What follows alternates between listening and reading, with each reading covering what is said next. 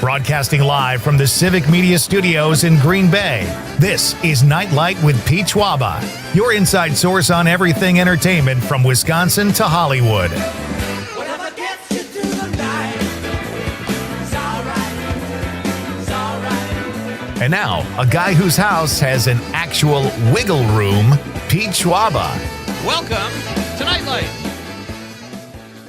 Happy Tuesday, everybody. It's a Tuesday that feels like, I don't know, probably like a Thursday, because tomorrow feels like a Friday. I don't know. But it is the eve of Christmas Eve, a very fun night here at Night Lite. Very excited about Christmas, a couple days away. This is our last live show of the week.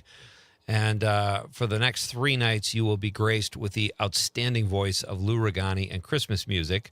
But before we take a short break here, we are going to hopefully do this thing upright tonight. Conrad Krieger is working the board. Hey, buddy. Happy Christmas Eve, Eve. Where did you find that? That's Phoebe. That's Phoebe? Happy Christmas Eve, Eve. So she... I love the effort you probably put in trying to find that. Actually, I just typed in Happy Christmas Eve and it came up. Well, it is a happy night here in Wisconsin as we broadcast across the state. The state of Christmas, even though, as we reported last week, Wisconsin is not very high up on the list, which I find... In fact, not just Wisconsin, like the Midwest, I'll say, reminds me of Christmas. Like even if I thought Michigan, the UP, Minnesota, very Christmassy, Vermont even. But all those warm weather cities got higher marks than us. And I just find that ridiculous. Anyway, we have a great show tonight, folks. It is good that you are here. A fun question, all kinds of fun tidbits of information to discuss. And we're going to do it all over the course of the next 3 hours. We've got music in the studio tonight. The whole show is bookended by outstanding music. Kicking things off at 5:35, 7,000 Apart will be here, one of our favorite live acts that drop by the studio from time to time. Amelie and John will be here to tell their story and sing their tunes. And then to close the show at 7:20, Steve March Torme will be here. Just an all-around incredible musician. He started his career as more of a pop rocker, and now he's more jazz. He leads the band Steam, a 13-piece arrangement.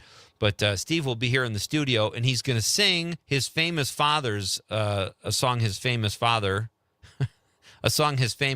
made famous by his father. Nice. There's too much alliteration in there. Did you talk to anyone today?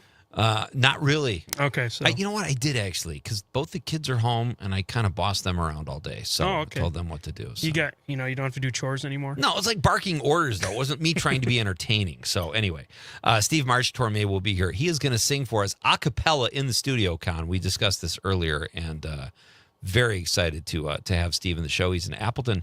Get this. He was born in Manhattan, raised in Beverly Hills, makes his home in Appleton, Wisconsin. I mean, that's like, the Big Apple, because The typical, it has the mini apple. And it has the apple in its name, so. He was just destined to be part of some type of apple dwelling in an apple-related community. So Steve will be here at 7:20. And then my pal Ben Reiser drops by at 6:35 to discuss movies. I'm very excited because Ben has seen Train Dreams, so I'm excited to discuss that with Ben. He's also been watching Pluribus. Now, Ben will surprise you. He has takes on movies, and the reason I like to have him on is because he's a bit unpredictable. I have been vocal about not being a huge fan of Pluribus, even though I like the executive producer, I like the lead actor, but I'm just not a fan. So hopefully Ben will like it, and we can lock horns. And then at 6, what would you say, Con? 6:22, we've got Ellen Burling from Lake Geneva Cruises, who will discuss a Santa cruise that you can still get in on, a beautiful cruise on Lake Geneva that takes you around to some of the mansions all lit up, and there are Santa sightings on the Santa cruise, which is exciting, too. It's a fun family event. We'll discuss that early in hour number 2. And, you're going to take a Christmas movie quiz. I'm going to take a Christmas movie and I didn't quiz, use any Chat GPT for it. Okay. Did I say it right again? Did you say Chat GPT? Because the first time you said it like my wife, and she says Chat GPT, just because it's easier to say it that way.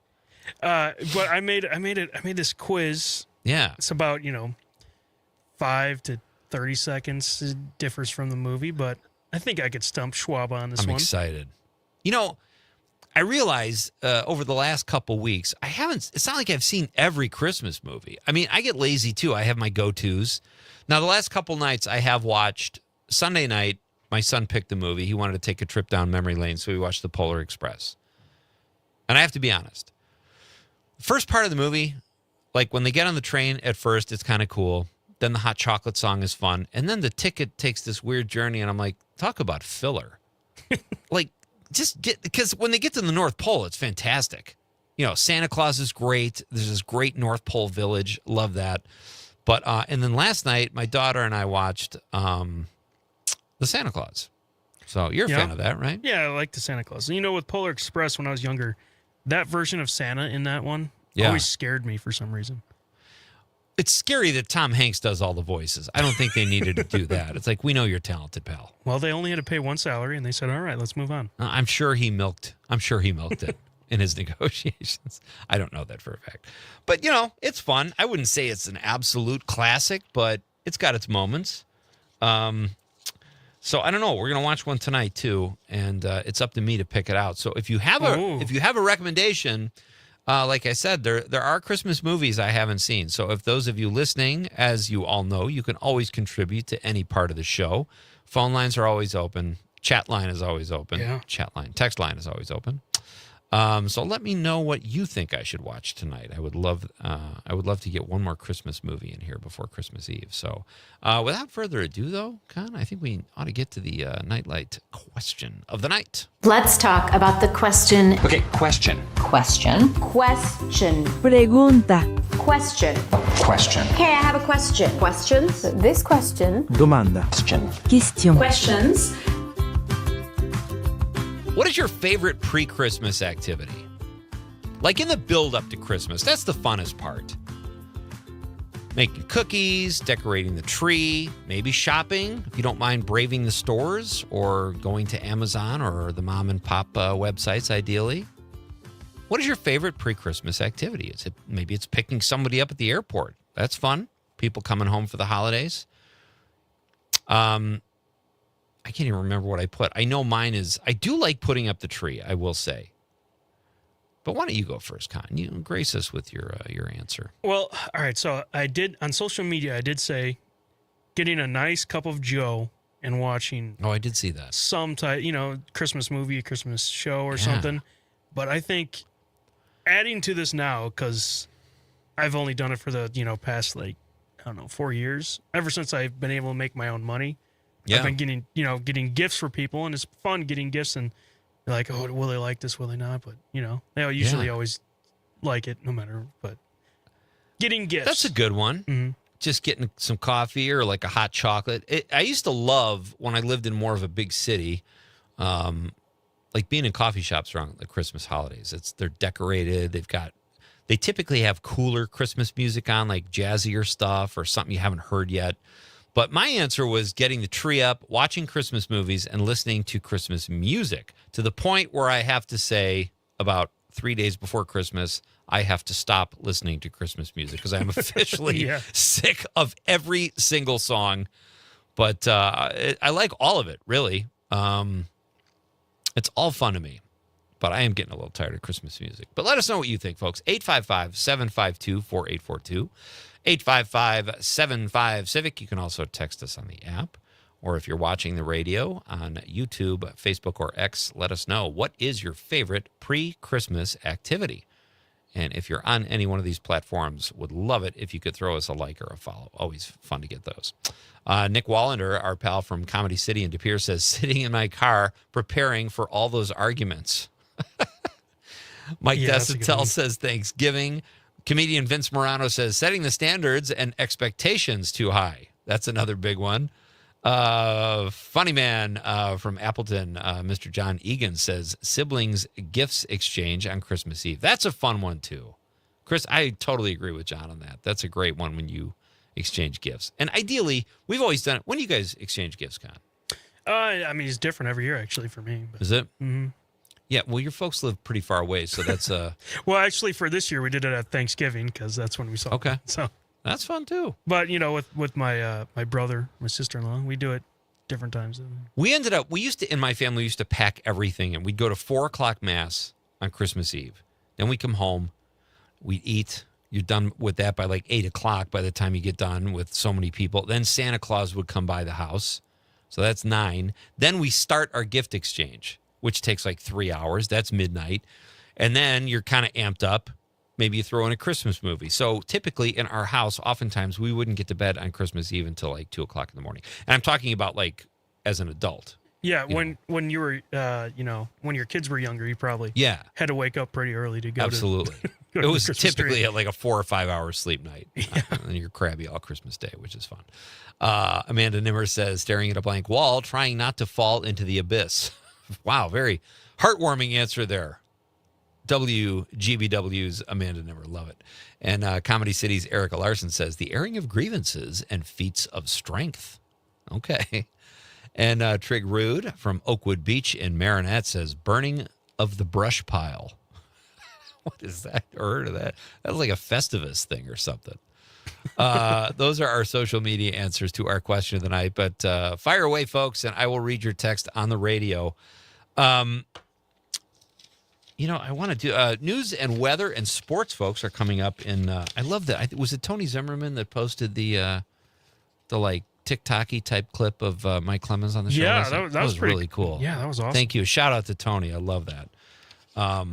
So we got a lot going on here. We've got, like I said, news, sports, and weather coming up in just a few minutes. I found a really cool thing I want to read from Bill Murray also when we come back. It's just kind of an outlook on life type thing. But I'm going to share this first. This was kind of weird. I was in a hurry getting out of the house tonight. And in fact, I was in such a hurry. If I didn't have in-studio guests, I probably would not have brushed my teeth. That's how close I was cutting it. I got here at like 20 to 6. Yeah. So, but I grabbed my toothbrush in honor of 7,000 Apart, John and Amelie. I don't want them to smell bad breath, Con. Steve March Torme, he doesn't know me. I don't want to. You never get a second chance to make a first impression. So I grabbed my toothbrush, and there's a couple hairs on it. What kind of BS is that? So I pull a long hair off, and then there's a shorter hair, and I'm trying to pull that, and I couldn't, and I said, screw it, and I brushed my teeth with a hair on my toothbrush. You could have taken. It's because I love my guests so much, and I respect them. I want them to smell minty, fresh breath. And here's how I rationalized it. It's probably my hair. That's my drawer. It's like some guy is coming over. It's like finding a hair in an omelet. You Is know there what I someone mean? you know that doesn't like you and snuck into your house? Well, they could do a lot worse things than pulling a hair out and putting it in my toiletry drawer, right? But where did the hair come from? It was long enough that I was in a safe zone, I think. It was not below the equator. But I surprised myself because typically I would massage that hair out of the bristles. But I didn't tonight. And I hope my guests thank me for it. Also, this is a weird way to start the day. Guy in front of me hits a squirrel. You ever see a squirrel like in its last throes of life? No. Flipping around in the... This Are you going to vomit? sad. You're like going to... This is sad.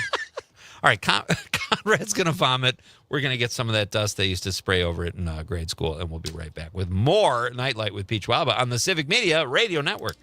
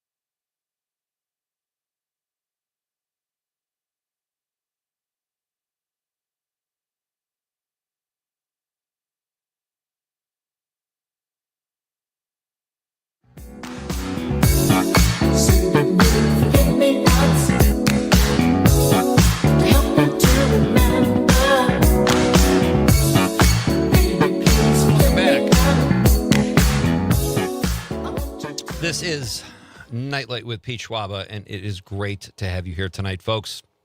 Our last live show of the week. We've got news, sports, and weather coming up at the bottom of the hour, so hang in there for that. Civic Media's news team will not let you down. I saw this. I'm going to read this. Rarely do I just read something, but I saw this from a Facebook account called Historic Imprints. So bear with me. This is a great story about Bill Murray. You know, he has that reputation of kind of appearing places and goofing off and just kind of messing with people. Yeah. So that's what this is in reference to. The night Bill Murray showed up at a stranger's house party, did the dishes, and disappeared into legend. It's become the most Bill Murray thing ever. Dozens of verified stories of him crashing bachelor parties, tending bar at random events, stealing French fries off strangers' plates, and whispering, "No one will ever believe you," before vanishing into the night. But one story captures his essence perfectly. Love this. A group of college students in Scotland was throwing a house party when Bill Murray, who was in town for a film festival, simply walked in off the street. No security, no entourage, just Bill. He didn't announce himself. He just grabbed a bottle of vodka, started mixing drinks, chatted with confused students who couldn't believe their eyes, and then, here's the part that makes it so perfectly Bill Murray. He walked into the kitchen and started doing their dishes. Not as a joke, not for a photo op, he just saw dirty dishes and decided someone should handle them. When students asked what he was doing there, he shrugged. "I was walking by, heard music, thought I'd join you." Then he took a group photo, offered some life advice about not worrying so much, and left as mysteriously as he'd arrived. The photo went viral, the story became legend, and it joined dozens of other verified Bill Murray sightings that have turned him into something between a movie star and an urban myth. There's the time he crashed a karaoke party and sang Elvis, the time he photobombed an engagement shoot, the time he gave relationship advice to a heartbroken man at a bar, the time he joined a random kickball game in Brooklyn. Each story follows the same pattern. Murray appears, does something wonderfully ordinary in an extraordinary way, refuses to let it become a big deal, and leaves people with a memory they'll tell for the rest of their lives. The more relaxed you are, this is the part of this I love the most. The more relaxed you are, the better you are at everything, he once said. The better you are with your loved ones, the better you are with your enemies. The better you are at your job, the better you are with yourself. Bill Murray doesn't crash parties because he's famous. He crashes them because life is a party. And the best moments happen when you stop taking yourself so seriously and just show up. Somewhere tonight, in closing, Bill Murray is probably doing someone's dishes, and they have no idea how lucky they are. That quote is great. The more relaxed you are, the better you are at everything. The better you are with your loved ones, the better you are with your enemies, the better you are at your job, the better you are with yourself. Worrying really does nothing. I think that's the message, but it's just great stuff. Love that story. And love the Bill Murray sightings. There was a great one, too, where Tom Hanks, I probably have said this one on the show. I just love this. Not taking himself too seriously, shows up at like a burger joint at 2 a.m. after bar time, and there's some dude asleep on the table, and his phone is there. And I guess this is before you could lock your phone or whatever. Tom Hanks picks up the guy's phone, puts his face next to the guy's face, and takes a selfie. Puts the phone down. So when the guy sees the selfie a day or two later with Tom Hanks in the picture, he'll realize he could have met Tom Hanks if he wasn't passed out on his own face in a booth at 3 a.m. Great stuff. I saw this too, Conrad. Today is Festivus. Were you aware of this? Yeah. Okay. Yeah. So Savannah Tomei Olson, our WMDX, I believe, news director, she and Shali work down there. But Savannah did this great piece for a TV outfit that she also takes part in about Festivus. Do we have time to play that? I would have to find it quick. Oh, yeah, okay. Well, pull that. We'll play it later in the show. I sent that to you earlier, and it's just a great piece. Because today, Festivus was, I don't think it may or may not have started on Seinfeld, but George's dad, played by Jerry Stiller, celebrated Festivus, a non-commercial way to celebrate the holidays. And it was, he just had an aluminum pole. That was the paraphernalia involved in Festivus.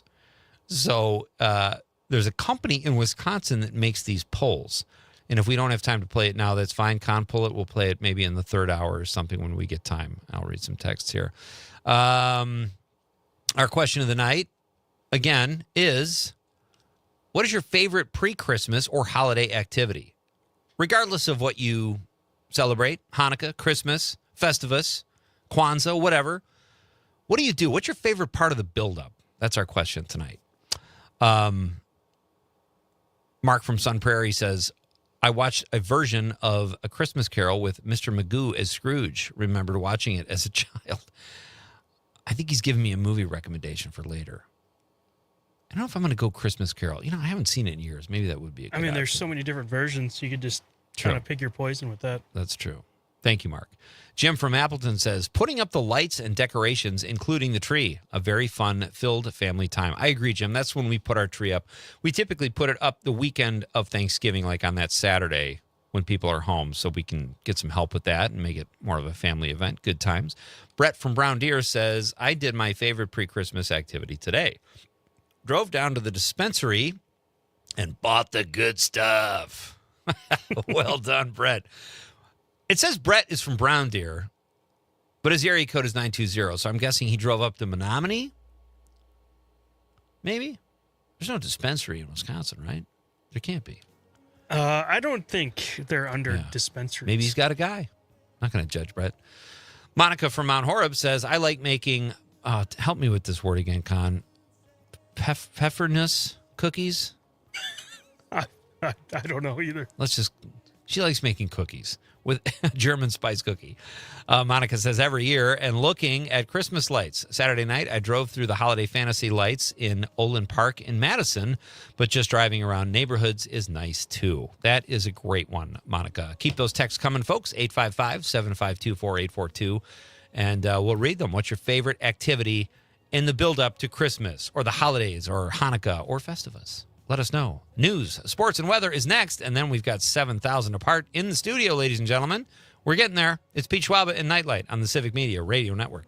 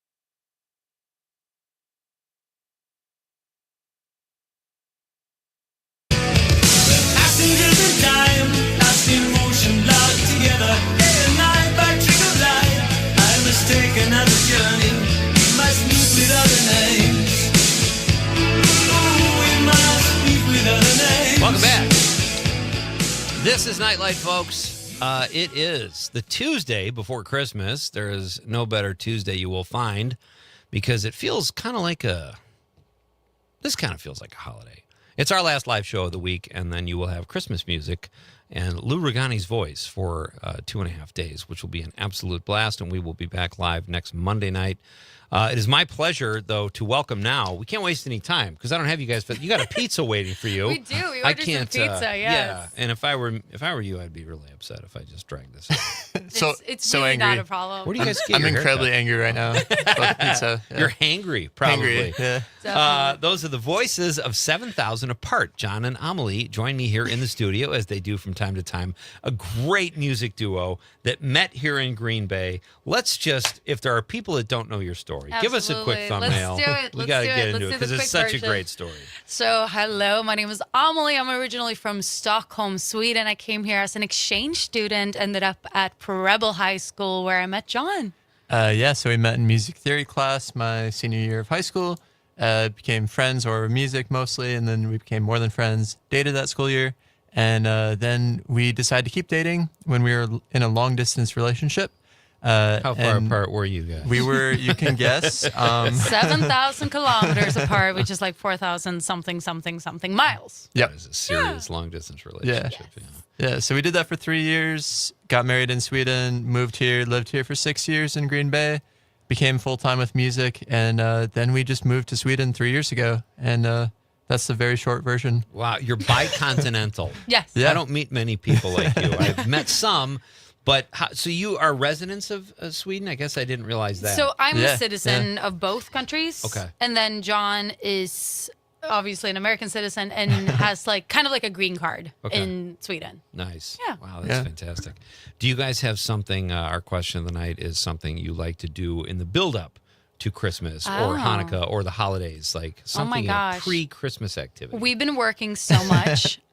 We just came off doing 8 shows in 9 days. But like I think like that's probably how I would want to spend it anyway. Yeah. Just like do shows, play some Christmas Oh, yeah. music. I've been singing A Holy Night and Oh, great. I it's love been that song. great. So like Go crazy and then completely die for a few days. Yeah. And yeah. yeah. You've Or a week done or your so. last show before New Year's, right? We we got 2 more. Oh, you have 2 before- more. Yeah, Okay. and then New Year's as well. All right, we'll so- talk about those as well. But Yeah, you just yeah. said 8 shows in 9 days. That's fantastic, though, right? Yeah, no, we're very, Isn't very that happy. like when you get that adrenaline rush and you got to keep going, even though you could use a night off? Like to be a working musician and not have any time off is not a bad thing, right? No, we're It's very, the very dream. lucky. Yeah. Yeah. And it's so different, especially now that we are working in 2 different continents. Like when we're here, we want to play shows Yeah. as much as we can handle it. Right. And when we're in Sweden, we're more like studio rats, you know. Okay. And so the difference is quite big. Yeah. But that's the way we want it to. We think of our life as living it in seasons, kind of. So how long did it take you to get to that point in your career where you're pretty much working every night, or at least as much as you want to, where Yeah. you're like, man, I could really use a night off? I mean, we started doing open mics in the area in 2016. Oh my gosh. Yeah. Wow. Yeah, so it's been a while, and we started a business and tried to do it very as properly as we could since 2017. So it's been 8 years, I guess now. No kidding. Yeah, it's been Wow. kind of crazy. So- Yeah. Oh, I was gonna say we started technically in 2014. Yeah, that's when we started the band. On- yeah, yeah. when Oh. we were still in long distance. So you're done with high school like in 2010, 2012, around there? 2013 we graduated. Okay. Yeah. Yeah. Oh, you're still kids. Oh, thank so you. I great. appreciate Thank you. that. Yeah. I just had my birthday, and I've been sick my last 2 birthdays, so I feel like they don't count. Yeah. If don't you're count. sick on your You birthday, gotta live do it they up. really count? When is your birthday? December 6th. Okay. Yeah. So, all right. Well, that's exciting. Do you think you put too much stress on yourself? Like, it's my birthday, and then you get sick. Maybe. I think it's also had to do with that we got to the country December 3rd, Oh, yeah. and I always get sick after we travel. Yeah. So. You're asking for trouble. But what Yeah, else are you I going to do? You can't, like, hop a steamship and go back to Sweden. You got No, to. and I can't Nah. take a week off. Right. Who would do No. that? That's crazy. So, what's happened with you guys? What is there big news since the last time you've been here? Kind of. I mean, To some degree. John has started producing a lot, and we're Yeah. working on our 4th album, which is Wow, very nice. exciting and fun. Yeah. So I've been producing a lot in Sweden as well. So I've worked with 15 artists in the last 3 months. So I'm doing that plus all of our music. So I've produced like 40 songs or something. So it's been really, really fun. And like, it's been helping a lot with our music too, just to work on random genres and try to just get better at music production. And I think, we just had a cool piece of news, which was like, we got a song on, I don't know if you know New Music Friday. It's a playlist on Spotify, but Yeah, I've heard of It's like that. a big, yeah. But there's a Sweden version of that, and one of our songs got placed on the New Music Friday Sweden, which was really cool because it's like 20 songs that get placed there weekly, and one of them was ours, and then the Rolling Stones were on there. Oh, So it yeah, was I've heard like- of them. Yeah, I don't know if you've heard of a band called the Rolling Stones, but They're coming into their own. so that was really fun. So what? That's really cool. So how does that work? How do they? Do you have to submit it? Or Yeah, okay. so once it's up with your distributor, Spotify says, hi. Like, we see that Yeah. you have a new song coming, and then you can pitch it to the editors. Nice. And we were just, lucky, and we've been working hard to get to where we are, but it feels great. Outstanding. Yeah. So for sure. when you work with producers Hmm. or artists, do you have a producer you work with typically? Not anymore. John is our producer now. Okay. Yeah. And I mean, I have a lot to say as well. I just don't push the buttons. I would imagine. If you ever need a second set of ears, Yeah. I'm, just saying, I'm here. For sure. Send me a tape. We'll play you some demos. We can play some stuff. Well, it is amazing. Like that's something I learned, I don't know, well into adulthood, that it's not just like, the songs are the most important and writing them and playing them, but man, a producer can make something just take it to another level, right? Yeah. Yeah. It's fun. I think it's like also being the artist and the producer, like you can get your vision across way more. Yeah. And we've worked with a lot of amazing producers in the past, but it's just been one of those things where it's like I never felt like I could get what I was aiming for fully across. And so Okay. now it's like really cool to like do that. Yeah.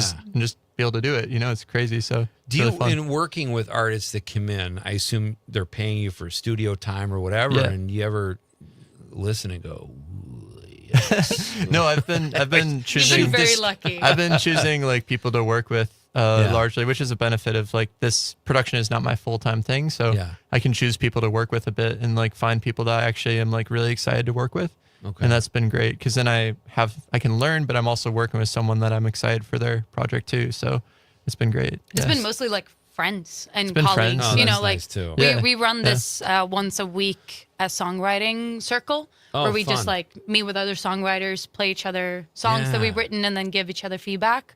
And Yeah. so a lot of the people have been from that group. just give them the demo. Come on. They'll listen. They just said they're not going to like.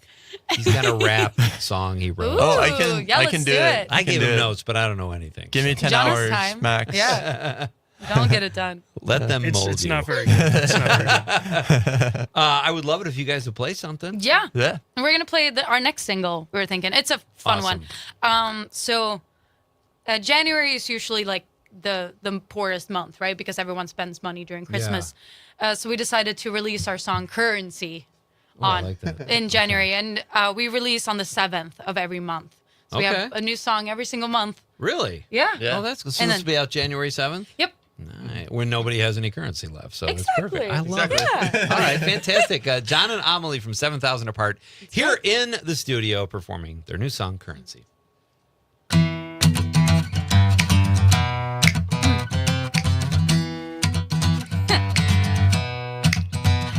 You know it's 1 for the money, 2 for the road, 3 for the passion, 4 not to go to the freak show, peak show, the all about me show, trade our souls for fame to get a neon name.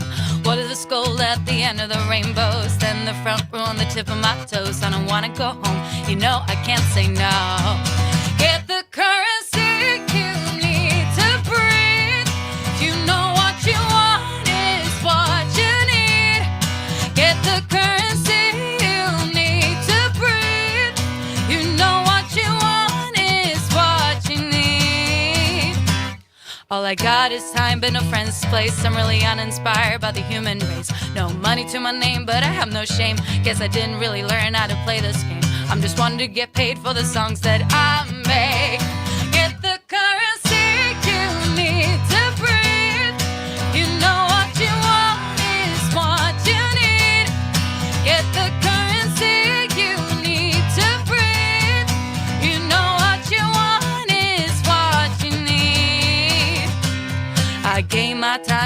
sleepless nights. I gave my blood, got the hype for a moment. I gave my sweat, I got left dry.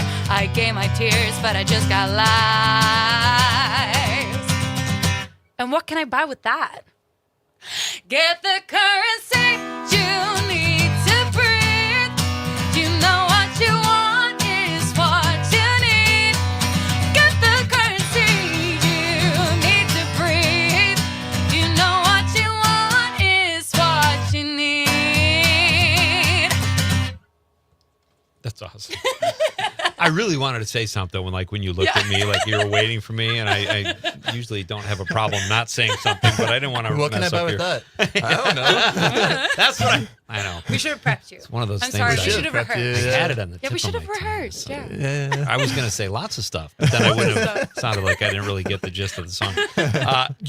You're welcome to stand up and dance around, Amelie, because I know I love when you sit in the chair there. And do you dance around on stage, or you kind of do what you just did at the mic? It depends if it's a duo show. Okay. I keep pretty to myself. But, Yeah. But if it's a band show, I'm all over that stage. Oh, that's so great. We have so You're much just fun. feeling it. It's fantastic. So, all right. So, when you put out a new album, are there themes to it, or do the songs? Do you try to put them together somehow in a theme, or are they just random songs? Yeah, I don't know if it's fully intentionally, but we kind of write topically just about our life, and then it ends up being something like, so this album is called Why Do We Do What We Do? It's a mouthful, but it's also it's one of those things where we're like, this is what this album is about. Yeah. It's like, Just looking at our life and being like, how did we end up here? Yeah. And why do we keep going? Writing about what you know, right? Yeah, I mean, and so like obviously that's gonna be different eras of your life, Right. And our previous album, Feel Your Feelings, was very mental health focused. Oh, that was great, because that's what we needed at Great the time. stuff. Yeah, that was thank fun. you. And I don't know, our debut album was just a debut album. I mean, obviously we wrote about what we needed to write about then, but I think it was more like just the songs that we had written to that point. I think it's more important for me that like it's cohesive musically, I would say. Like the themes they land where they need to land. And but at the end of the day, we pick the best songs. Yeah. We write a lot of songs and then we pick the best Sure. ones and put them on the album. Okay. Yeah. Oh, that's so great. Yeah. It's a great song. Thank you. Thank you. It's fun, right? It's a lot of fun. It's with full band, it's very Oh, loud. it goes hard. It's very loud. It's nice to know too that a couple people like you guys who are loaded still have Yeah. money issues from time to Oh. time. So. We're very loaded, yeah. for Totally sure. loaded. Being musicians, working in two different countries. Taylor Swift versus us. I don't know if just there's any about the difference, same, Yeah. Yeah. We are coming right back with 7,000 apart. We'll have a few more minutes with these guys who are in studio. Merry Christmas to me. Night Light with Pete Schwaba coming right back. And it's all that we got. There's a heartbreak beat playing all night long down on my street. And it feels like love got the radio on.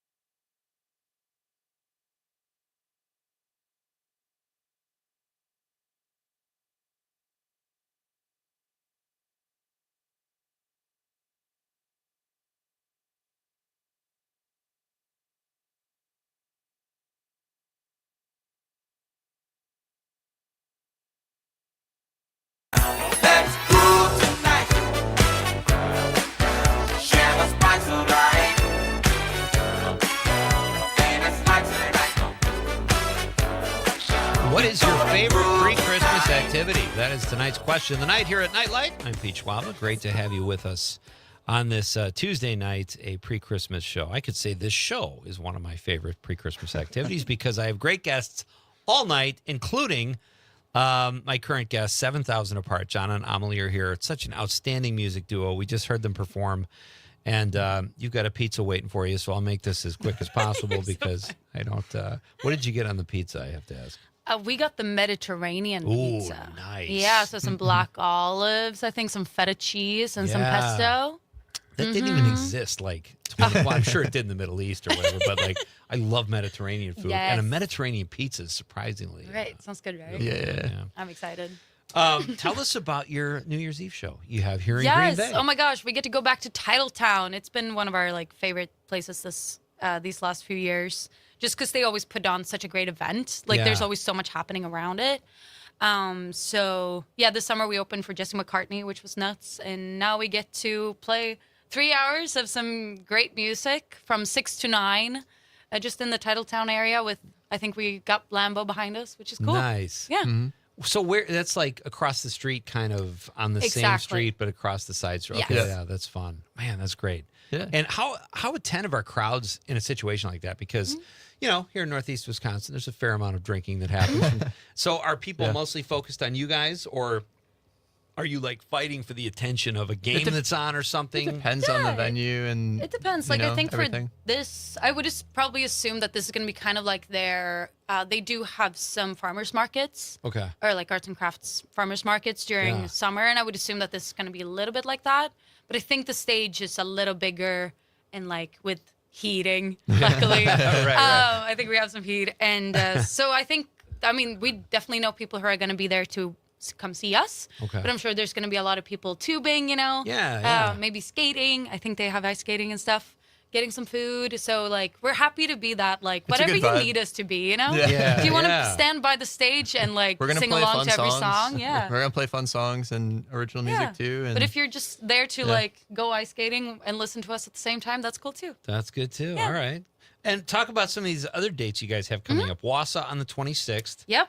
at Malarkey's. Blue Harbor Yes. We're gonna play on in the Sheboygan. 27th. That seems Yeah. like a fun venue. Is that like in a big room they deck out for the I think holidays or something? No, we're gonna be in one of their restaurant Nice. pub things. Yeah, so we actually got that show because we played on Local 5 Live. They have these like Our Town segments. Yeah. So they Oh, did one yeah. in Sheboygan, and we did their live music. Very Yeah. Just cool. right there on the water. It was gorgeous. That's Yeah. a beautiful area. Yeah. Then you got the West Bend Theater, January 16th. Yes, that's gonna be cool.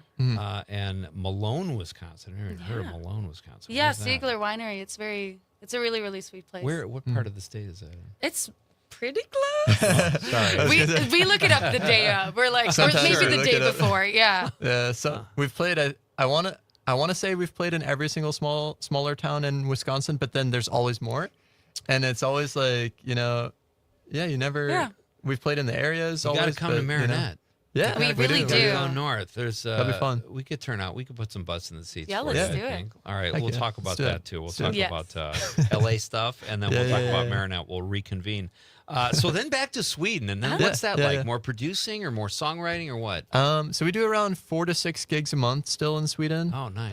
The gigs we do there are a lot more, like not all of them, but some of them are a lot more focused on like more of like a music club type vibe, like very shorter, like an hour set. Yeah. Maybe splitting nights with Original other music. bands. Yeah, Okay. completely. You know, that world.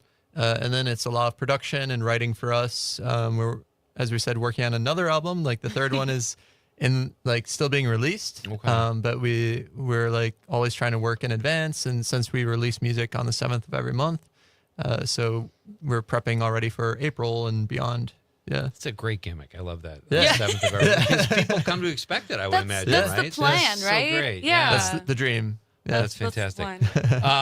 How's the tour been so far? Have there been any memorable shows, or It's are they been all great. memorable? Do Oh. you have any unique experiences? Or? We did a beautiful show at the Mulva Center in De Pere. Oh, yeah. In their auditorium. We That's did supposed like to be a gorgeous. so nice. So we did like a combination of our music and some Christmas songs, Okay. holiday music. Got a standing And, ovation yeah, we there. got It's a little amazing. standing From the pier. ovation.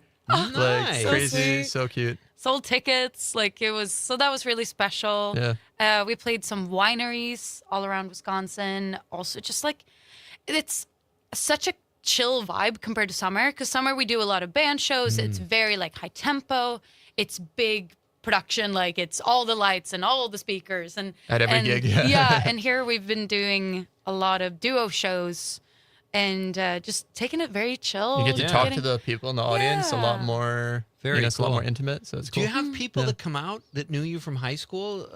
Do they? I mean, we had people that drove up from Chicago to see us at Anduzzi's, Yeah. Oh, which is that's crazy. cool. So like, Crazy. it's weird. Like, there's people that are like, "Oh, I've seen you 4 or 5 times," and you're like, "Okay, I kind of remember you," but also, and then sometimes, yeah, people from high school. We met some people this summer that knew us in high school. Yeah. They were freshmen when we were seniors, and like, Oh, nice. they're like, "We've been following what you're doing," and it's super fun to meet people that know who you are, and Yeah, you when know you who and, they are and too, you yeah, know? anytime you see like faces that you know in the crowd, Yeah. that is always so special. That's nice. Because then like you just feel a little safer and a little Yeah. happier. Your friends are there, you know. That's so cool. Do you guys? We only have about less than a minute left, but what do you when you get in the car Yes. and you drive to Malone, Wisconsin? Uh-huh. What are you listening to? What music do you guys listen to? So here's the thing: because we work with music, we don't listen to music in the car. We listen to podcasts. Podcasts. Okay. So we listen to Dungeons and Dragons podcasts Okay. largely. I don't know if if you know anything about that, but that's a whole topic. Not like since it started on like Yeah. in television video games, like in the 80s. It's a whole I know it's a whole thing. I know it's grown. We have a very quite nerdy bit. side, and We do have a very nerdy it side. comes out in, That in is the van. very Yeah. sweet. But when we have the band, we usually just talk. But when it's just John and I, we usually turn on a little podcast and rest my Yeah, voice. That's your cool side with the music and your nerd side with Dungeons and Dragons. John and Amelie from 7,000 Apart. Knock 'em dead. Have a great tour. Thank you. Thank you so much. When you come back, please come back again. We'd For love sure. that. We'd All love right, to. fantastic. We are coming right back, folks, after news, sports, and the weather. Ben Reiser is here for some movie talk. Steve March Torme coming up. Lots to get to tonight. It's Nightlight with Pete Schwaba on the Civic Media Radio Network.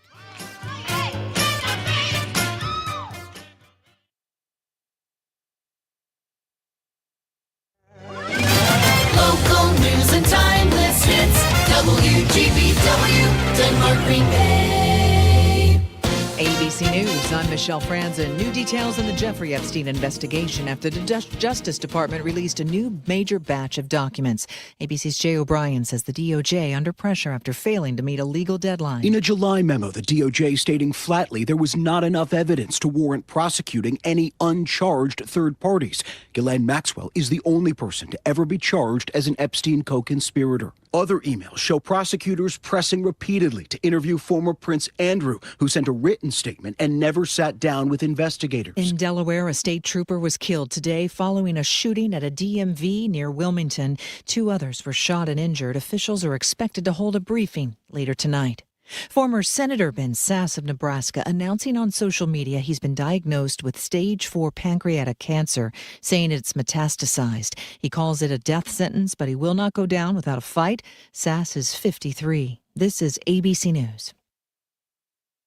In Pennsylvania, fire crews on scene at a nursing home in Bucks County after a large explosion and fire with some people trapped. Witnesses reported hearing a loud boom and seeing black smoke. Keyshawn Lovelace described the scene. I just seen people outside, and I seen people getting carried from inside the building out. And people were hurt, like really hurt. The cause still under investigation. If you're dreaming about winning the lottery, there's another chance to win big. 'Twas the night before Christmas, and all through the land, people had Powerball tickets in hand. No one had matched for 46 draws, unwinnable, even for old Santa Claus. The jackpot now up to the 4th biggest ever, $1.7 billion you'll win if you're clever. The odds of you taking home all of the loot, incredibly high, but that point is moot. So go buy your tickets. You must believe that you can win Powerball this Christmas Eve. ABC's Sherry Preston. I'm Michelle Franzen, ABC News. Doctors Without Borders is delivering life-saving medical care where it's needed most in communities around the world. From bandaging war-wounded patients in Sudan to providing clean drinking water in Haiti, we're in more than 70 countries worldwide, bringing patients from sick to recovering, from emergency to aid, from crisis to care. This life-saving care is made possible by a global movement of supporters like you. Thank you. Is getting vaccinated on your to-do list? We can help you check that off. You've got this. Yes, you do. See how we've got you at yougotthis.usaging.org. A message from the Aging and Disability Vaccination Collaborative, powered by US Aging. You are listening to your local Civic Media radio station on air. Thank you. Did you know we are always streaming on TuneIn and the Civic Media app too? And if you miss a show or game, find it wherever you get your podcasts or on our website, civicmedia.us.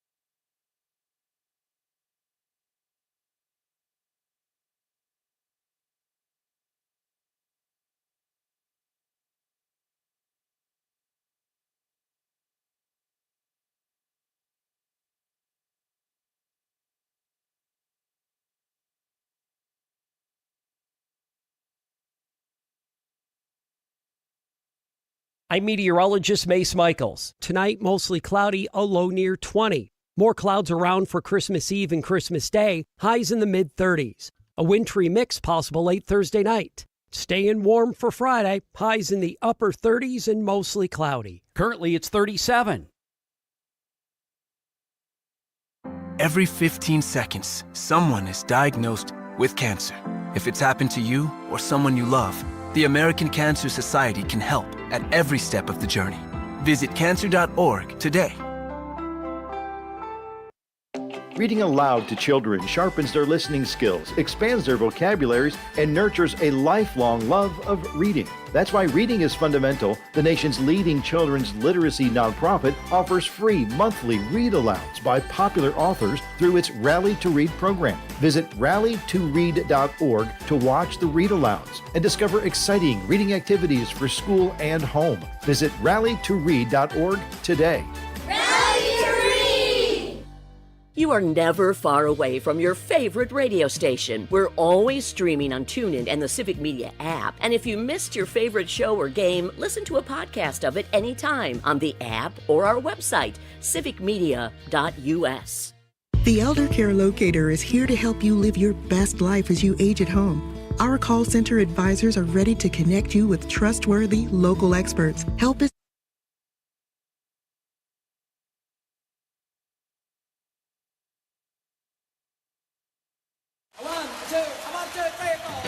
Broadcasting live statewide from the Civic Media Studios in Green Bay.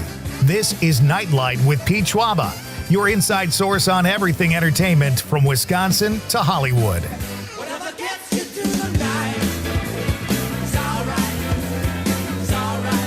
And now, a guy who's had a paper route for 25 years but never collected, Pete Schwaba. Welcome back, folks, to Act 2 of tonight's edition of Nite Lite, a Tuesday night version. It is a beautiful, balmy day in Wisconsin, a gorgeous day here for, especially when you consider it's late December. Gorgeous weather today, and you must have been happy, Conrad.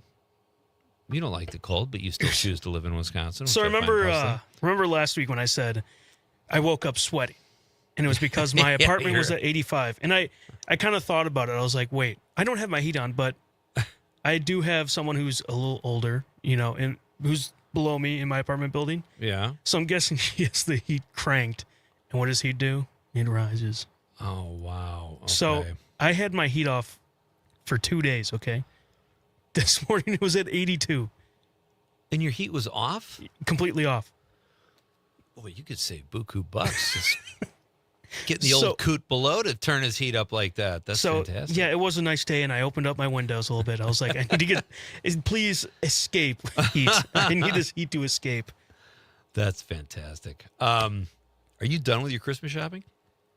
I actually finished it today. Yes, Yeah, same. I got some gifts, and I was like, well, I could maybe get a few more. So I went to Dick's, and they have some nice deals going on there. Yeah. So I went there, and I actually shopped in person, which is weird. Yeah. Who knew? Yeah, right. That's pretty cool. So I finished mine today too, and I'm notorious for giving print-ups. Like I save everything till the last minute, and then I realize the shipping can't get there, so I'll print up a picture of what I got you and say it's on the way. And I thought I've done that like twice over the years, but apparently I'm that guy. Like my kids go, "What do you need ink in the printer, Dad, for your gifts for us?" Little brats. So that's what that's my thing. But hey, welcome to Nightlight, folks. If you missed the first hour, it was a lot of fun, and you can catch it at civicmedia.us, where all the shows are cataloged as podcasts. We had 7,000 apart in the studio, John and Amelie. They're so much fun every time they're on the show. Very talented music duo who split time between here in Green Bay, where they met in high school, and in Stockholm, Sweden. You good? Conrad's getting the bell. Okay. I thought he took a powder. He just kind of disappeared there. And then we talked about a really cool story I read about Bill Murray, who I think has life figured out, and it's so much fun to read Bill Murray stories. If you just go to the Google and type in Bill Murray stories, they come up in abundance. But this in particular was a really fun one. So it's all in the first hour. Oh, I also talked about how I brushed my teeth with a hair in my toothbrush because I was... Yes. You could have just taken it off. But... What do you do when you find a hair? Like, let's say you order a pizza and there's a hair in it and you're starving. I'm not going to eat that slice. But you're going to still go back in. I'll go around. Maybe I'll eat up to the hair. Like if you're... I'm just kidding. If you're starving, though, like...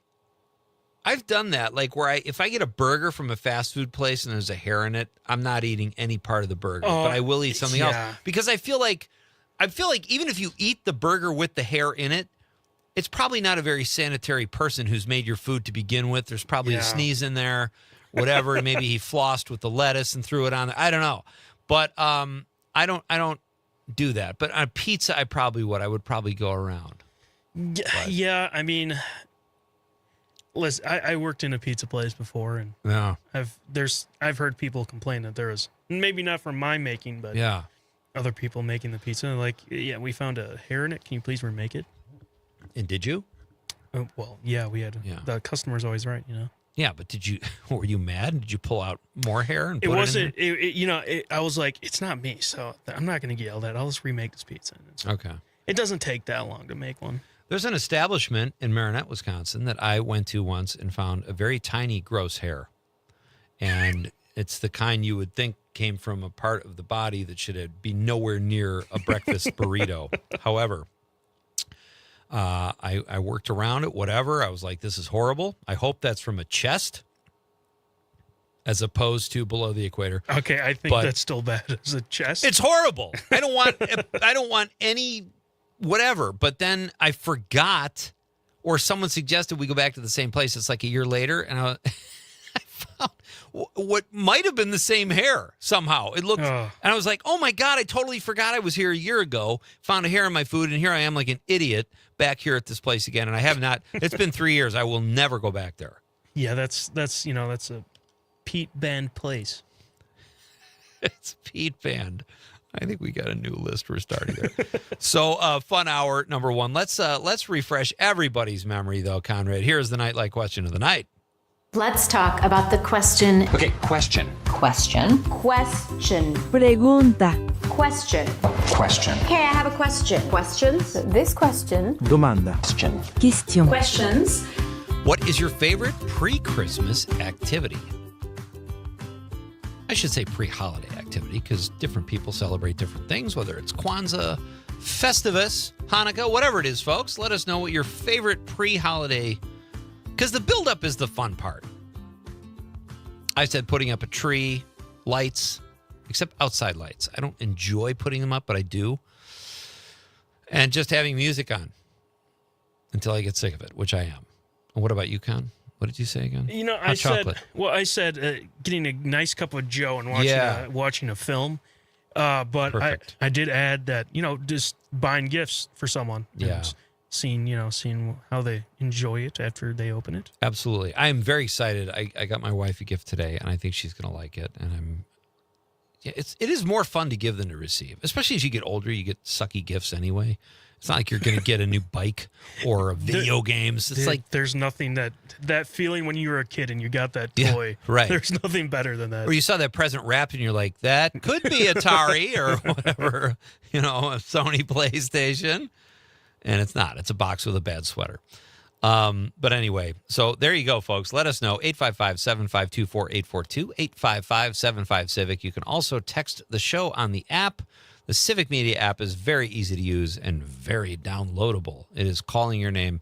And if you're watching the radio on X, Facebook, or YouTube, drop us a stream comment and leave us a like or a follow if you would, please.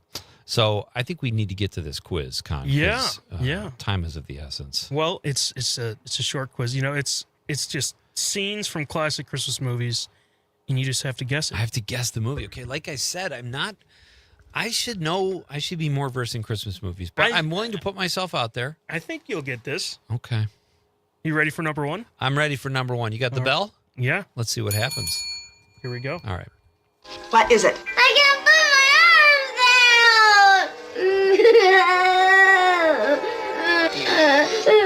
arms down. A Christmas Story. And you know what it was? I didn't recognize the lines. I've only seen that once, but it was the music. The period music that was the giveaway. Well done, Schwaba. Yeah, there you go. One for one.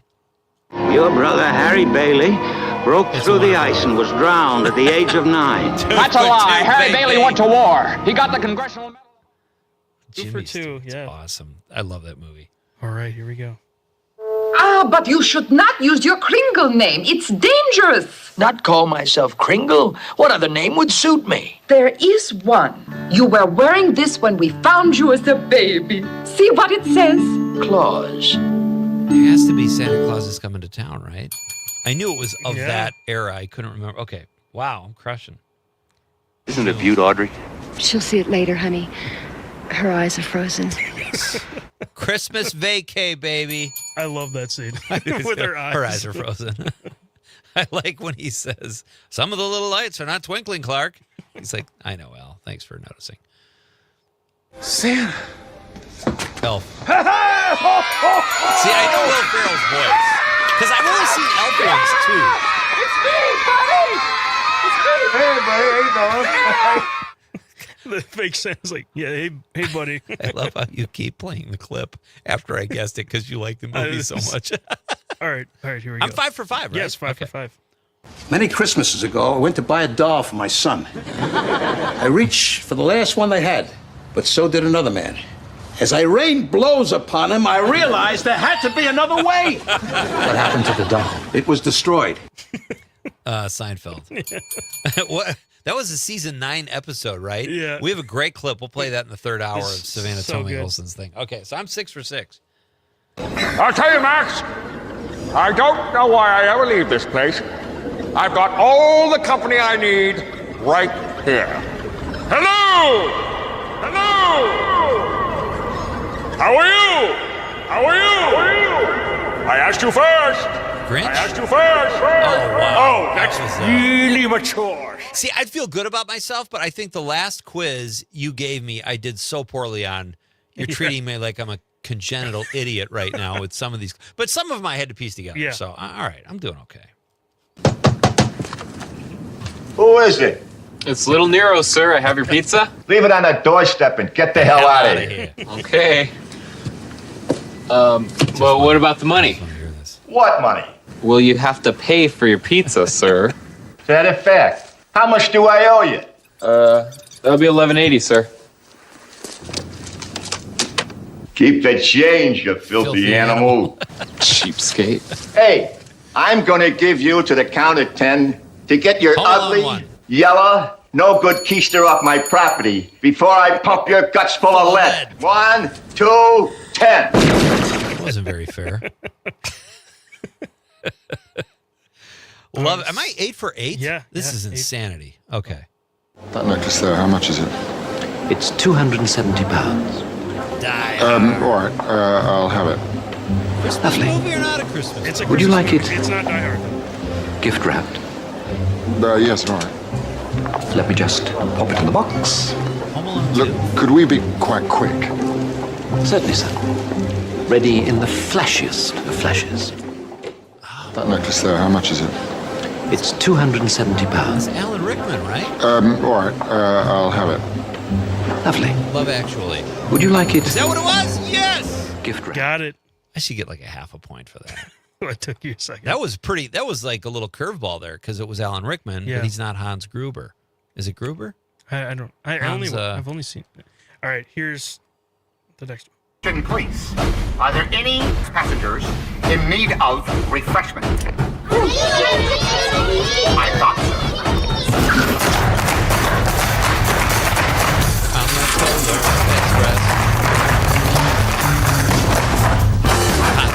We got it. That was a fun scene. Yes, you got So it. am I 9 of 10? 9.5. 9.5. 9.5 All out of right, 10, all right. okay. Here's another one. This one's a short one. See All if right. you get it. Honey, I'm home. Wait, what? Do that again. Honey, I'm home. Is that Bobcat? Sorry, what'd you say? Is that Bobcat Goldthwait? I don't know. Maybe the actor. I don't know the actor, but I don't know what that is. it's a famous Scrooge version. Scrooged? Oh, it's from Scrooge? Yeah. I bet that is Bobcat Goldthwait. All right. Okay. Last Sounded one. like- Last all one. right. You're as healthy as a horse. Yeah, Clydesdale. Okay, look, so what? You put on a little weight. A little weight? Does this look like a little weight to you? Weight can fluctuate from year to year. I've never even done as that good on a test in high school or college as I just did on that test. What'd you get? 10.5 out of 12? 10.5 out of 12. I'll take that. All right, we are coming right back, ladies and gentlemen. When we come back, we're going to tell you all about cruises in Lake Geneva with Ellen Burling. She will be here from Lake Geneva Cruises, and it's a pre-recorded interview. She's going to tell us all about their really cool Santa cruises. Then Ben Reiser at 6:35. It's Pete Schwaba and Nite Lite.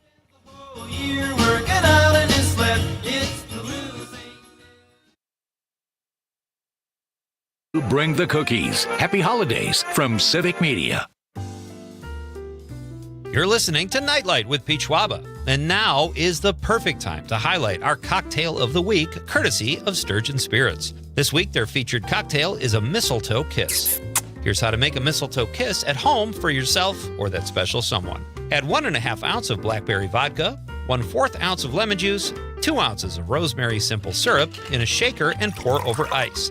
Then top it off with seltzer and garnish with a lemon slice. Or even better, stop by their tasting room in Oshkosh and mention our show Nightlight to get $1 off this month's featured cocktail. Want to try it for free? Then this Sturgeon Spirits 12 Spirits of Christmas deal is for you. Buy a bottle of blackberry vodka as a gift and they'll treat you to a mistletoe kiss for free. This is their last Christmas spirit and it's one you don't want to miss.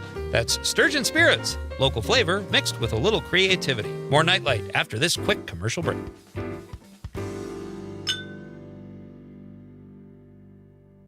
Santa brings toys to all the boys and girls and their furry friends too. With grooming services and a new expanded dog wash, Pet Supplies Plus in Swamco's Urban Edge Town Center has stocking stuffers and gift cards to bring holiday cheer to every member of the family. Transform your bathroom with the beautiful quality of Bath Planet. Bath Planet has earned the Good Housekeeping Seal, a symbol of quality and consumer confidence for over 100 years. And right now, for a limited time, you can upgrade your bathroom for 50% off installation or choose 18 months with no interest and no payments.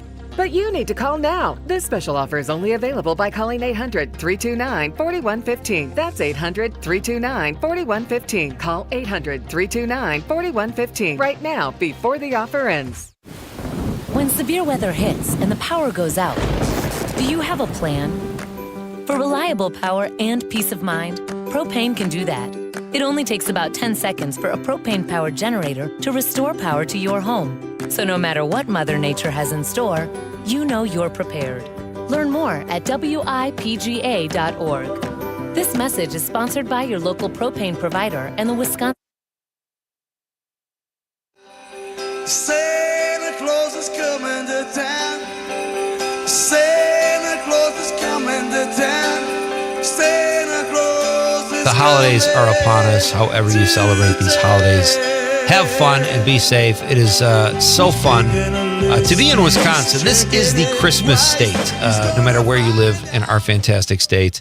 We are broadcasting live from downtown Green Bay, statewide. So our reach is big, and it goes all the way down to Lake Geneva, if you can believe that. And that is where our next guest joins us from. She is the general manager of Lake Geneva Cruise Lines, Miss Ellen Burling. Hi, Ellen. Hi, thanks for having me. Oh, it's great to have you. How are things in Lake Geneva? They're great. We are about halfway through our Santa Cruz season, and looking forward to the next few days leading up to Christmas. But as always, Lake Geneva is a bustling place. It's busy all the time. You know, we spent, I think it was 2016, my parents renewed their vows on their 50th wedding anniversary, and we stayed at, I think, the Grand Geneva or something like that. It was the whole family. It was so much fun. And I went there as a kid, and I forgot how beautiful it was. Being back there as an adult, it was just such a beautiful, picturesque place. Are you a native? I am, actually. I grew up, raised in Lake Geneva, went to school and high school there and everything. I live just a few miles away now in Burlington, but obviously I spend a lot of time in Lake Geneva for my job. Has it grown, like, in terms of population? I know you get a lot of vacationers there, but like year-round, has the city itself expanded by a lot? I wouldn't say by a lot, but, you know, they always used to say that, you know, the population triples in the summer. A lot of those are just visitors, of course. But I think this town itself has grown a bit. You know, there's certainly some new subdivisions around and that type of thing. But it's still kind of a, you know, for those of us who grew up there, it's still a small town, except when it gets on those busy weekends, then it's a whole different place.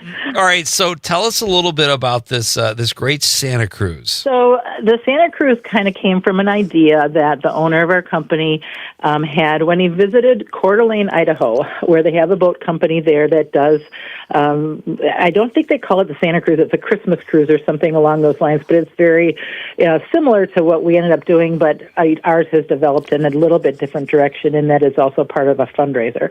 So it started in 2017, and I have to say at the beginning, it was a little bit of a struggle because we just did it without a lot of thought, without a lot of planning. And since that time, it has really developed into something that really kind of runs like a well-oiled machine, obviously. Nice. We have people in every division of our company that help work, whether it's parking or safety crew being on the pier or whatever it happens to be. So when this idea came about, it has developed to something even better now.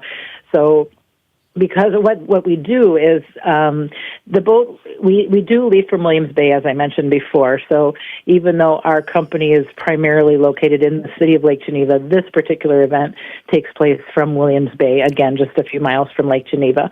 So what they do is we get people on the shoreline to allow us to put up some big lighted displays. Many people will say, why aren't the houses decorated? And, you know, if you've been to Lake Geneva, you probably know many of the homes are summer residences. Yeah. Even the big mansions and estates aren't always occupied year-round. So what we do is put up about 30 different lighted displays along the shoreline and kind of tell a narration of sort of a fanciful story that goes along with what they're seeing and play Christmas music and that type of thing, all leading up to where Santa has his winter hideaway before he gets ready to go out and deliver his gifts. We tell the story that he's sort of escaping the toy factory and he's taking a rest at his little hideaway on Lake Geneva. So partway through the trip, the boat slows down and stops in front of Santa's hideaway, and he comes out and his voice can be heard on the boat. He reads the names of all the good kids, all the nice kids on the boat. So it's very, very cool to see, you know, the anticipation of the kids wondering if they're going to be on the nice list or not, you know, and they all get boarding passes, kind of lanyards that they wear, and if they're on the nice list, they get punched. You know, they have a punch of nice or naughty. We do all nice. We don't do any naughty. We do all nice. So that's from what everybody always says is the part they love the most is when the kids see Santa and then hear their name. It's a really, really neat experience. It's something that they always remember. What a great experience, I'm sure. That sounds like so much fun. I was looking at your website too, and it just looks so beautiful, like the way you have it lit up. I am curious. It says the boat deck is heated, but how cold does it get out on the water? I'm sure people, I would assume, have to bundle up. Yeah, we have big heaters on both decks, and the areas where they're seated are all enclosed. So we definitely you need a jacket, but I don't. It's not cold at all. I mean, it's probably not like being inside a building per se, or in a heated house or something, but it's comfortable. My guest is Ellen Burling. She is the general manager of Lake Geneva Cruise Lines. They offer this outstanding Santa cruise. This sounds exciting too. You've got beverages for children and adults, which is important for everybody there at Santa's bar, which looks fun. And then you've got a raffle that gives you a chance to win amazing prizes. What can people win? Right. The thing that makes us different from the other Santa Cruz that I mentioned, where the idea came from, is that we do have a charity aspect of this event, and we work with an organization called the 531 Fund, which is 531 for Walworth County. That's our zip code prefix, and right now it's 6 local charities, and they set up a booth, each of them their own booth, decorate a Christmas tree, and fill it with all the different decorations and prizes they can win. So there's boats, there's trips, there's gift bags, all different, really cool things that they can win. And the 531 Fund, all staffed by volunteers, staffs it every night and sells the raffle tickets. So as you're waiting to board the boat, you walk through and look at the different booths that the charities have set up and enter your raffle tickets for the drawing that they do in the beginning of January.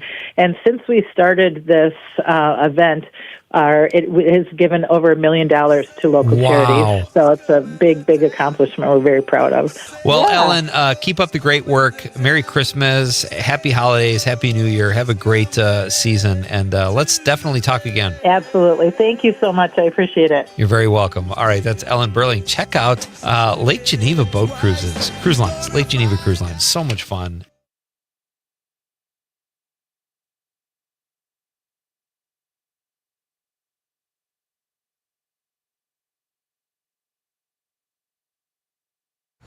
From Denmark to De Pere, this is 97.9 WGBW.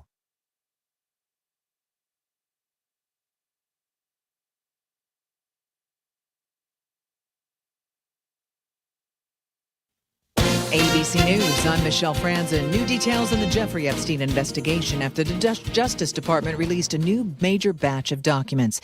ABC's Jay O'Brien says the DOJ under pressure after failing to meet a legal deadline. In a July memo, the DOJ stating flatly there was not enough evidence to warrant prosecuting any uncharged third parties.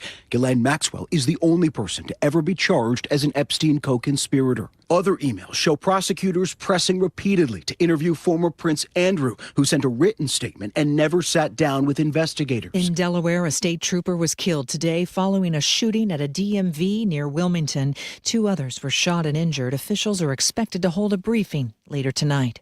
Former Senator Ben Sasse of Nebraska announcing on social media he's been diagnosed with stage 4 pancreatic cancer, saying it's metastasized. He calls it a death sentence, but he will not go down without a fight. Sasse is 53. This is ABC News.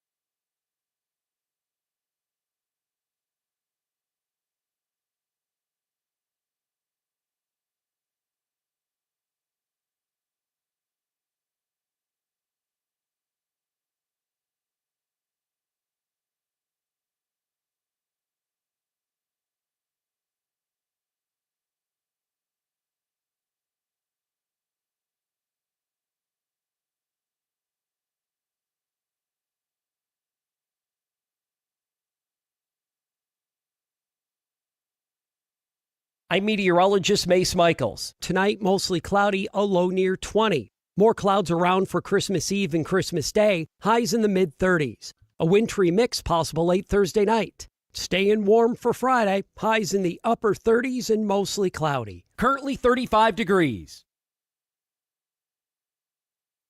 When a warrior faces adversity, he fights through it. He finds a way. Freedom isn't free. Rolling strong. Belief. Believe you can, and you will. Wheelchairs for Warriors provides mobility solutions to veterans and first responders injured in the line of duty. Join the mission and visit wheelchairsforwarriors.org. Being blind doesn't look how others may think. Retinitis pigmentosa aimed to overwhelm my family. It tried to cut me down. I know where to find support. Learn more at fightingblindness.org, a public service message from the Foundation Fighting Blindness. You are listening to your local Civic Media radio station on air. Thank you. Did you know we are always streaming on TuneIn and the Civic Media app too? And if you miss a show or game, find it wherever you get your podcasts or on our website, civicmedia.us. I was stuck in a state of panic and endless rituals. So I made the call. Mental health care works when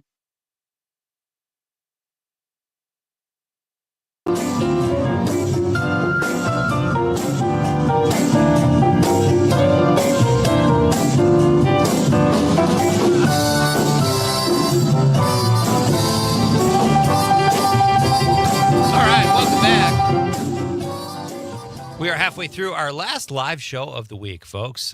We will be off Wednesday. You're off too, Con, right? I am. Yeah. You're not just going to be here like doing stuff. I'll just be looking at your seat. Just no like... show. I really miss Pete. All right. This is exciting. We've got in hour number 3,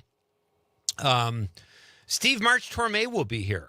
Steve is a band leader. He's got a 13-piece outfit called Steam. They travel all over the place. He is a very accomplished musician, regardless of genre, and he is the son of Mel Torme. That'll be fun, too. And Steve is going to perform here in the studio, which will be fun. It's kind of a bookended music show, but right now, to just kind of change things up a little, it's my pleasure to welcome back to Nite, one of my good friends. He is one of the programmers at UW Cinematheque and for the Wisconsin Film Festival, and he drops by here to talk movies and TV from time to time, and we love it when he does, Mr. Ben Reiser. Hey, Ben. Hey, Pete. How you feeling? Doing? I feel like crap, but I'm here for you. I appreciate it. And you feel like crap. You're not even in your own stomping grounds. Are you still in New York? No, I'm back home. Oh, you're back home. Okay, that's good. Madison's a good Christmas town or holiday town, I should say. Do you celebrate Christmas or Hanukkah or both? I celebrate both. I was in New York celebrating Hanukkah. Now I'm back in Madison getting ready to celebrate Christmas. I just came back from Jim Healy's house where we're having a holiday dinner with our families. Lovely. But I said, you know what? You guys have some dessert without me. I got to go talk to Pete Schwaba. We're looking for an out, and you knew it, and I provided said out. Well, you said it, not me. That's a lovely evening, I'm sure, with the Healys. Love Jim Healy. And best to your family as well. Your wife is from Stevens Point, correct? You are absolutely right. Yeah, that's where my daughter goes to school. So I had that conversation with your wife, and you have a wonderful family, Ben. And is your whole family home for the holidays? Yes, they. As of a couple days ago, they are now. So it's just, I mean, you just can't. It's weird when they're gone, and then you start to fall in love with the quiet. But then when they get back, there's like a day or two of adjustment because we're all emotional, crazy people, and then we just love it. It's like old times, and I wouldn't trade it for anything. It's great stuff. It's true. Yeah. And my kids, the holidays are the only time of year where my kids will sometimes let me show them a movie or two. So that's exciting for me. We watched the last couple nights. Joe, my son Joe, who you know, got to pick the movie Sunday night. He wanted to go down memory lane, so we watched The Polar Express. Oh my goodness! And then we watched.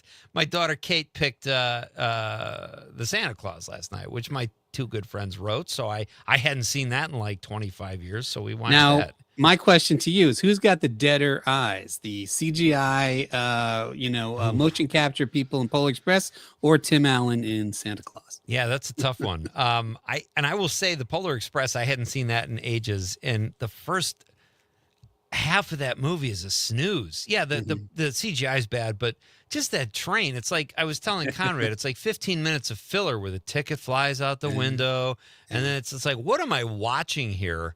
And it's okay when they get to the North Pole, but yeah, and if you can stomach Tim Allen, he's not terrible in the movie, but he's just Tim Allen. He's not going to give you that extra level. You know? I was just reading an article with a bunch of quotes, all the roles that Chevy Chase either turned down or tried to get but didn't get, and he turned down the Santa Claus. So if not for Chevy Chase turning down the Santa Claus, we may never have had Tim Allen on the, in such a huge national movie star spotlight. I think Chevy Chase also turned down Toy Story. So there you go. What? As Woody? No, not as Woody, probably, but you got a poltergeist tab. Look at that. Yeah. One of my ceiling lights just sort of like collapsed and is like swinging. Wow, I think it's weird that Chevy Chase, like he had just done, a few years before Christmas Vacation.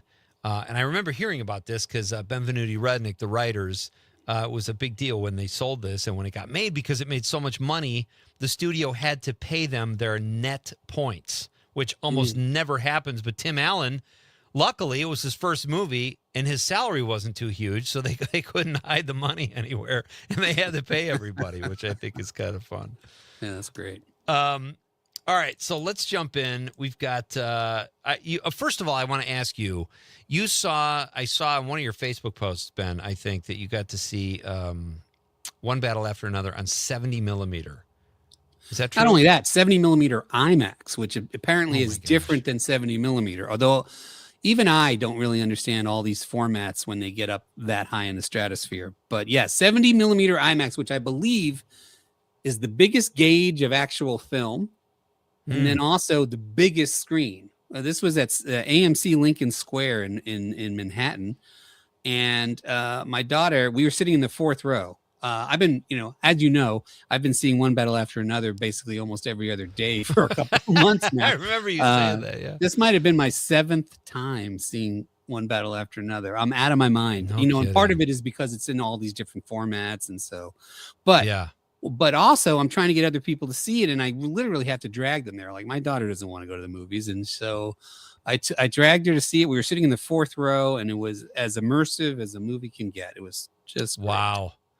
I am envious. I would love to see that on, I think where I live, it was there for 2 weeks on crappy, whatever it was, screen they had. But that's, I want to ask you, because I think I enjoyed that more than Sinners. I did. But in terms of a movie being kind of all encompassing, it's hard to argue Sinners. Maybe you didn't like Sinners. I don't remember what your take was on it, but like, it's got everything: the music, the costumes, the period piece, the gimmick of Michael B. Jordan playing, and really well directed. And it's got, I don't know, that's a tough one. Well, we did have this conversation. I'm not a Sinners fan. I hear what you're saying. It does have a lot of stuff, but the stuff it has, I don't like that much. Like the music, we talked about this. I feel like the soundtrack to Sinners should be this really great, authentic sort of blues score, but it's like this. It's some European dude who's like, sort of faking the blues. But I would argue that One Battle After Another is a movie that also has everything. One Battle After Another is an action movie, but it's also a comedy. It's a kind of a heartwarming family drama in some ways. And it's got satirical, and it's got I agree with you. It's and I love it. I think it's my favorite movie of the year. Yeah.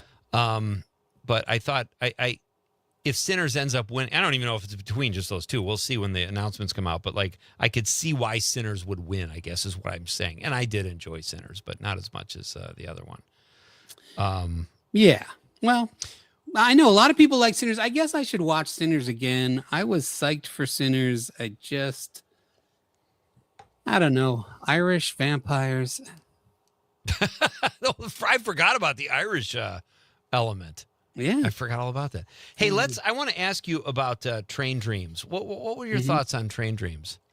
Well, Train Dreams, there's a movie that I really wish had come around and played theaters near me, because I would have Agreed. loved to see it in the theater. I mean, I've got a big TV screen, but I still felt like this is a movie, again, I need to sit in the fourth row and like IMAX. It's really feels like it should be this immersive experience. And I watched Train Dreams twice. I liked it quite a bit, but I really was bummed out that I was watching it on Netflix. And that's what we have to thank Netflix for, which is a big issue. But I agree with you. I thought, I liked it so much. I was like, if this got into the conversation for Best Picture, like I think it might, I'd be okay with that. It's just a very simple, beautiful story about just a random guy and the things you experience in life and feeling connected. I just thought it was excellent. I really thought this year was a terrific year for movies. So I think the 10 movies that get announced for Best Picture, I'll be surprised if I don't really love 8 or 9 of them. So, it's a great year. Great year. What else have you seen? My guest, by the way, is Ben Reiser. He is the one of the programmers at UW Cinematheque in Madison. If you haven't been there, folks, check it out. It's free. They show great movies, and they have great Q&As and all kinds of fun stuff. So what else have you seen, Ben, that you could recommend, like a gem from this year that maybe that we haven't seen? Well, the other thing that I saw when I was in New York was the recently released Kill Bill, The Whole Bloody Affair. Oh, yeah. Not a new movie, but, Quentin Tarantino's Kill Bill, parts 1 and 2, smushed together into one big 4.5-hour movie with an intermission. That was also in 70 millimeter, and that was fantastic. So I saw those 2 movies on the biggest screens possible. And then the other 2 movies that I watched while I was going back and forth to New York were on the smallest screens possible. I watched a couple movies on the airplane going back and forth. I caught up with a movie that I had meant to see earlier this year called Relay. Yeah. With Riz Ahmed, kind of a great 70s conspiracy thriller kind of movie that probably has at least one twist too many in the third act. But up until then, I thought it was pretty good thriller. I liked it too. And I meant to look this up right before the show. Hell or High Water. It's the same director, right? Yeah. Yep. And he's got another film coming out called either Fuse or The Fuse about finding a bomb from World War II in downtown London that hasn't gone off yet. So he's a good director. David McKenzie. David McKenzie. Yeah. I can't wait to see Fuse either. But yeah, I really liked Relay, and Riz Ahmed was great. And it's just, I found myself, without doing a spoiler, the female lead is, I'm very unprepared for this interview. I apologize. No, me too. Lily James from Right. Baby Driver, who's great. Right. But I kept thinking, I kind of like how they drew that out, because I really, till the end, I thought, are they trying to get me to think it's her? Is it really her? And again, without saying what it is, I like the whole movie. It was great. Yeah, great movie. And then I saw this very dark, edgy, I guess it's a rom-com? I don't know. Called O-Hi, O-H, comma, H-I. I saw that in your text. Yeah, what's that about? About a young couple that go away for a romantic weekend, and not to really spoil that movie, but the guy winds up chained to the bed for the whole weekend because the girl is sort of insecure and feels like maybe he doesn't want to remain her boyfriend. Man, is this a dark comedy? I think you would like it, Pete. As the Godfather of Green Bay, I feel like, this might be something that's up your alley. And I think both of those movies are on Netflix now. I saw them on the plane and I came home and I was like, where are these movies? And yes, I think they're both on Netflix. Relay and Oh Hi. I would recommend those. But I loved so many movies this year. The most recent one that I saw was one that we premiered at Cinematheque a couple weeks ago, The Secret Agent, which is a Spanish language film starring the guy who was the lead in Narcos, which is a show that I never got to see. What is his name? Holbrook? No, Walter Mora. Is that his name? Huh. I don't know. I'm trying to find it now. Secret Agent. I think Rob Thomas wrote about that and gave Yes, it a good he review. did. Yes, he did. Yeah, Wagner Mora is the lead actor's name. And this writer-director, Kleber Mendoza Filho, made a crazy movie maybe 5 years ago. Oh man, I can't remember what it's called, but this one is terrific. Another terrific thriller. It's a good year for thrillers. I heard you've been catching up on some thrillers lately. Yeah, let's do this. We're going to take a quick break. Ben Reiser will be here. We'll have Ben for a few more minutes after the break. We'll talk about some of the movies I saw, and it's right up his alley with the 1970s. We'll talk about all of that when we come back. And Pluribus, Ben, I can't let you leave without talking Pluribus. Sure. So we'll do all that after this very short break. Do not go anywhere, folks. Nightlight is coming right back on the Civic Media Radio Network.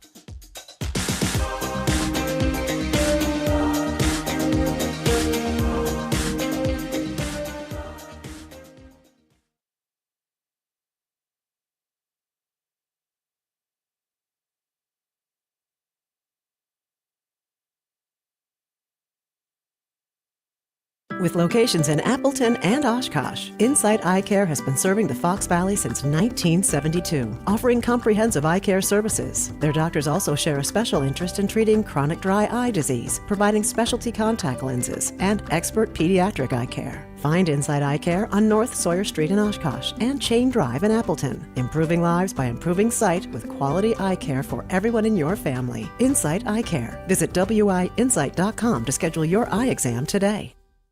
Ready to meet your next favorite craft beer? Then get yourself over to Badger State Brewing. Craving something light and crushable? Try the classic Brewski American Light Lager. Feeling festive? The underground apple donut cider is basically fall in a glass. And if you love surprises, try their rotating craft beers and house wines. Grab some tasty taproom snacks. Bring your friends or pretend you have friends. And come anyway. They don't judge. Badger State Brewing. Great beer, tasty bites, and guaranteed good vibes. Come sip happy.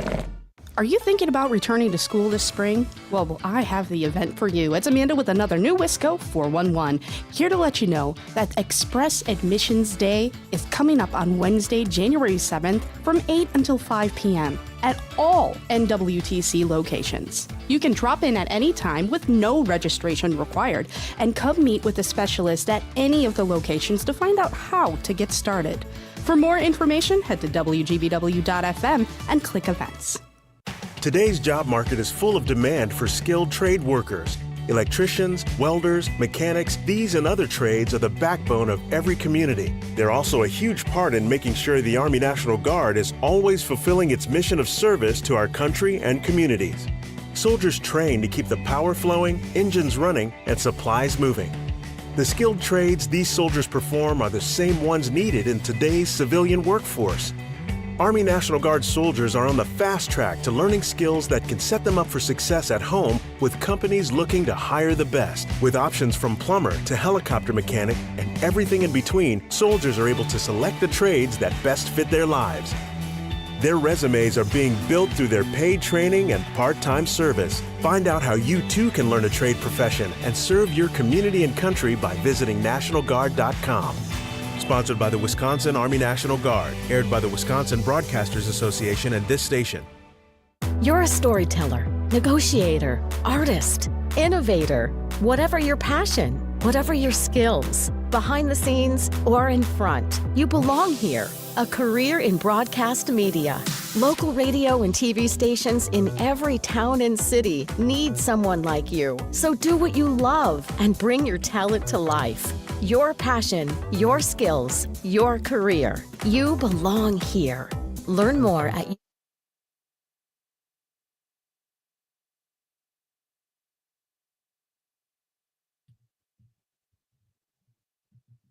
They got cars big as bars, they got rivers of gold. But the windows right through you, it's no place for the old. When you first took my hand on a cold Christmas Eve, you promised me Broadway was waiting for me. Welcome back. You're handsome. You were pretty queen of New York. Great tune. Coming up, folks, in hour number 3, Steve March Torme will be here. He is going to sing a song that his father made famous, the Christmas song, a cappella. You ever sing anything a cappella, Con? In my shower. Okay. Let's keep it that way. We have a few more minutes with my current We've all guest, got a great mental picture right now. Ben Reiser is here. He's one of the programmers of the Wisconsin Film Festival and UW Cinematheque, and he joins us here periodically to talk movies, and we love it when he's here. Ben, first, let's get to Pluribus. Thoughts? Well, I love it. I love that you love it. I keep seeing things on these social medias, people complaining about how boring it is. I don't feel that way at all. And I also feel this is the same kind of pace and the same kind of dedication to sometimes spending half of an episode doing purely visual storytelling that Vince Gilligan did in his last few shows too. I mean, if you ask me, the first season of Better Call Saul, which everyone thinks is, a masterpiece, that show, that first season was incredibly slow moving. If you go back and watch that, nothing even happens in the first season of Better Call Saul. It's just sort of putting all the pieces on the table, I suppose. But mostly I didn't think you could get a fresh take on Invasion of the Body Snatchers. That's kind of a sci-fi premise. And for me, this is a fresh take. Like, I'm constantly surprised about the twists and the directions that this show goes in. What about you? I thought it was one of the coolest first episodes I've ever seen. Mm-hmm. I was salivating before the second one came out, and then I thought it got boring, and now I think it Mm-hmm. sucks. I feel like I kind of agree with you. Like Better Call Saul, like I love the openings of Better Call Saul where he would take 5 minutes to set something up, whether it's making coffee and this and that. I feel like this whole episode is that teaser in the opening, and sometimes they give you a nugget leading into the next episode, which ultimately also does not pay off. And Better Call Saul had Bob Odenkirk, who's funny, and the writing was a little funnier. This can be funny. I really like Rhea Seehorn, and the woman who also is one of the pod people or whatever. But Yeah. I don't know. I hope it closes. I'm sticking with it because it's Vince Gilligan. I don't think I would have if it was a different filmmaker, if that makes sense. It's interesting. Yeah. Okay. Yeah. I mean, you're not alone. You're absolutely not alone. For neither are me, you. there were two series that I tried to get into recently that I bailed on really quickly. One of them was the All Her Fault with Sarah Snook from Succession. I still haven't seen Succession. that. Yeah, which was really just seemed, most normal TV to me seems like padded and filled with like these filler episodes in a way that for me, for whatever reason, Pluribus doesn't feel that way. Or if at least it's padded and filler, it's its own strange kind of pad, not the typical. And then the other thing was that new Claire Danes and Matthew Rees thing, got that The on my Beast in list. Me. Yeah. Oofa, man. I used to love Claire Danes, and now she's just she's just one big acting tick, She's just got these things that she does no matter what she's doing. If she's, saying hi to somebody or like somebody just died in her arms, it's the same performance. So you don't like it? You don't like The Beast in Me? No. Okay. Because that's don't. on my list to watch. I was give it a shot. We liked Homeland to a point. Yeah. Me too. And then, but she just, I don't know what it is with her. Like, she's a really good actor, but at times, even when I think she's not trying to, she just kind of seems insane. Like, like she's at a point where I was with Al Pacino, where I just stopped. He went from being one of the best actors ever. I can't even look at him now. Like, right, exactly. And it started like with Heat. I'm like, what happened to this guy? Like, and I feel kind of the same way about Claire Danes. Yeah. No, I'm glad to hear you say that about Heat, because that's a movie I don't understand what everyone loves about it, but especially Pacino's performance. I'm like, what the heck is going on here? It's just jarringly bad to me. Yeah. But, I want to get into, we won't have time tonight, Ben, but you're a guy who can talk 70s movies all day long. And I did have a recent jaunt into the 70s streaming in my own living room, but I'm going to be in Madison soon. Let's do the 70s movies there. Okay. We have about 2 more minutes. Can you tell me, I love the, you're doing like a contest on Facebook. You put Clapton and Styx. What is going on there? What's that all about? I was back at my childhood home last week in Brooklyn, at my mom's house, and she's got this basket on a coffee table that's filled with pins, with buttons that date all the way from the 50s. She's got like an I Like Ike pin, and wow. But most of them are kind of rock and roll pins that my sisters and I would collect at various concerts, and we used to go to the shopping mall. There was like a sort of, I guess they call it a head shop, right? Where you can buy sort of like drug supplies, but then they also used to have like these cute rock and roll pins. Some of them were like album covers, and a lot of them are just collected from like radio stations who would stand outside of big concerts and hand out these pins. So they're almost all of them are so horrible looking and embarrassing. I thought, well, why don't I do like a process of elimination? What's the lamest pin I have in this pin basket? And so my first round was Clapton versus Styx, and then Clapton won by a landslide as lamest. And then I put him up against the Eagles, and we're still sort of debating that one. I think that's a little closer, apparently. Apparently, people hate the Eagles more than they hate Styx, which is I don't know what that is. I do too. I don't know. Did it start with the Big Lebowski when the cab driver hated the Eagles so much? Like, I don't think they're the greatest band ever, but they got some great songs. I don't understand the vitriol toward them. And I like Randy Meisner had a couple of solo songs I remember listening to on Casey Kasem's Top 40. But I think maybe it's that Don Henley is such a jerk in real life, and Glenn Frey wasn't much better. So I don't know. Maybe it's that. Maybe it's that. Maybe they burned too many bridges. This is always fun, buddy. Go back to the Heelys. Tell them all I said hello, and you can make it back for dessert. And we'll talk soon, Ben. Say hi to the family for me. Happy We'll do. Christmas, Likewise, everybody. Happy Christmas to you. Thank you, Conrad, sir. as well. Back at you. All right, that's Ben Reiser, and thank you for the shout out, the Godfather Green Bay shout out before our screening. All right, we're coming right back. Steve March Torme is here in hour 3. It's Nightlight with Pete Schwaba. Can you hear me? Yeah. Okay, thank you very much. I mean, I'm serious about the. I meant to do that earlier in the. No. Don't be. How'd the screening turn out? It was fantastic. We had they set up 80 chairs, I think, and we ended up having like 105 or 110 people or something like that. That's Isn't fantastic. That cold? It was amazing. And I was so scared nobody was going to go because it's hard to get people to go when it first came out, when it was new, much less 20 years later when nobody's ever heard of it. Well, so we've turned Madison into a movie town, so yeah, you sure did. Have at it. And the Beaver movie was the Beaver movie was the next night, so we were kind of competing with that. But yeah, I appreciate it. Thanks so much. Well, those guys play it every couple months in Madison, so yeah, they need to calm down with that already. All right, buddy. Pete. We'll talk soon. Talk to you later. Thanks, Ben.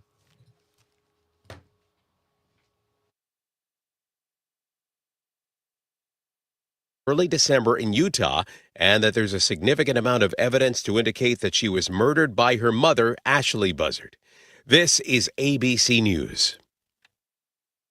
Bad news if a recreational drone was on your last-minute holiday shopping list. The Federal Communications Commission says foreign-built drones, often used in farming, law enforcement, or recreational photography, could pose a national security risk. That's why it's now banning the sale of any drones made overseas, particularly those made by Chinese manufacturers, DJI Technology and Autel Robotics. In response, a DJI spokesperson says the government's move has not been grounded in evidence, adding the company's drones are among the safest and most secure on the market. Mike Dubusky, ABC News. The decision does not affect models currently in stores or already purchased. Ukraine's version of Dancing with the Stars will get a special episode featuring heroes from the war with Russia joining professional dancers. Back in the show's first season in 2006, now President Vladimir Zelensky won the competition in his pre-political career as an actor. Dave Packer, ABC News. Not completing high school is more of a social thing than it was an academic thing. Even though all these years have passed, I still had that longing to have my diploma. At age 30, Carissa finished her high school diploma. If you're even considering getting your high school diploma, you can do it. No one gets a diploma alone. If you're thinking of finishing your high school diploma, you have help. Find free adult education classes near you at finishyourdiploma.org. That's finishyourdiploma.org. Brought to you by the Dollar General Literacy Foundation and the Ad Council.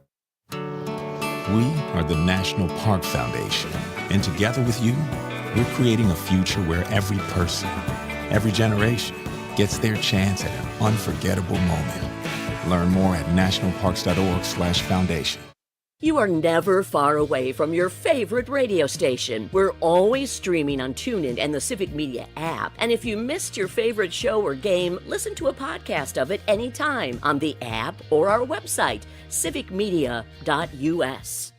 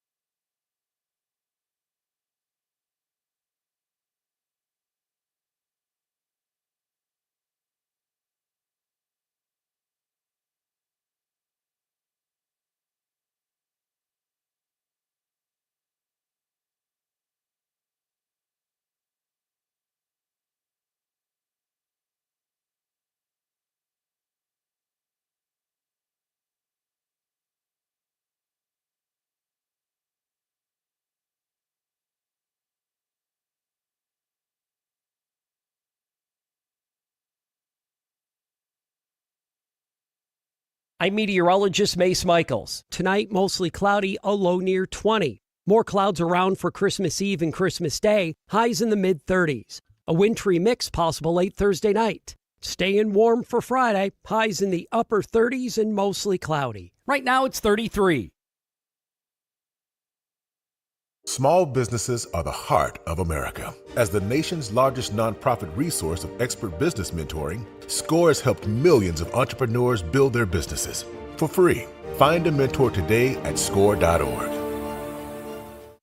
Doctors Without Borders is delivering life-saving medical care where it's needed most in communities around the world.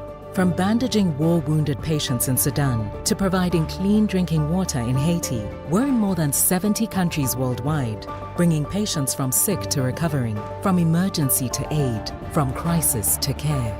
This life-saving care is made possible by a global movement of supporters like you. Thank you. Teachers are diverse, skilled leaders, innovating to prepare students for our fast-changing world. Teaching shapes lives. Are you ready? Explore teaching at teach.org, supported by the U.S. Department of Education and 1 million teachers of color. You are listening to your local Civic Media radio station on air. Thank you. Did you know we are always streaming on TuneIn and the Civic Media app too?